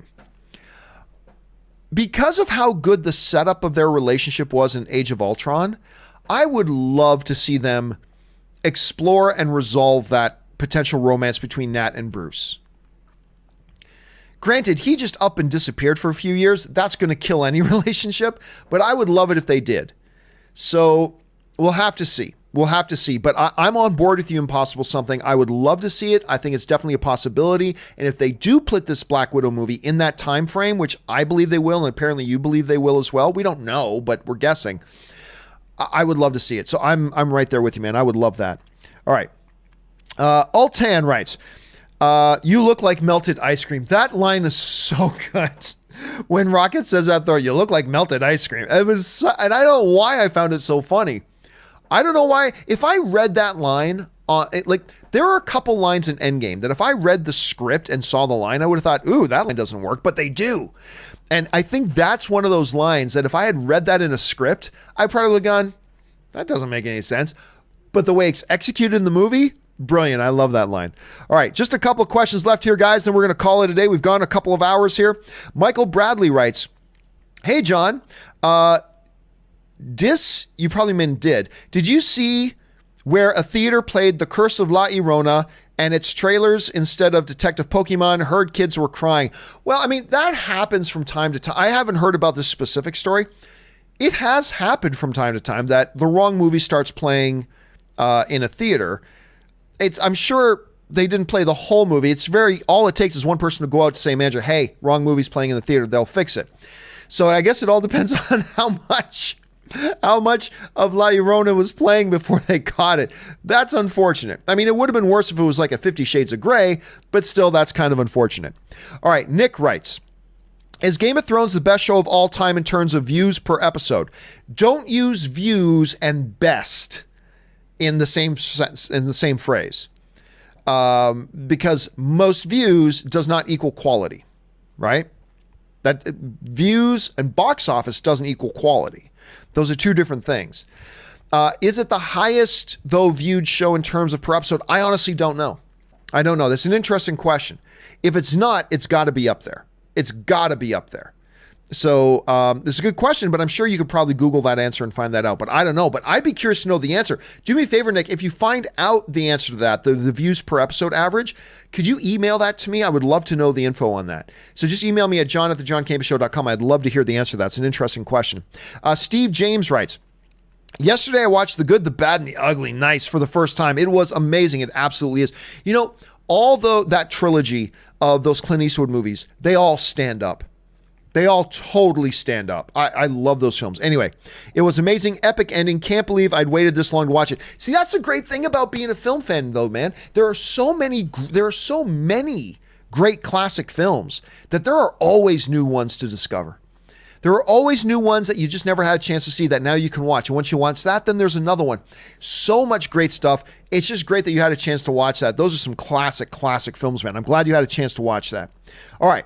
And the final question today, and we are done for the day, comes to us from Jared McBride, who writes, I saw that there is a nano gauntlet on one, where was it? I saw that there is a nano gauntlet, the one that Tony made, that is a hot toy that you can pre-order. It's $377 on Sideshow's website. Wow, I don't doubt it. I'm not interested in it, to be honest with you, just because that's a part of the movie that bothers me, that they were able to just, let's just make one of our own.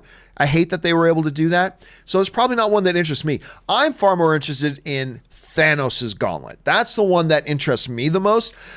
But hey, Jared, I'm sure there's a lot of people that'll be totally down for that. That would be totally down for that. All right, now last one, because I think Nick got this in there just as I was saying no more. Most anticipated feature theoretical MCU movie.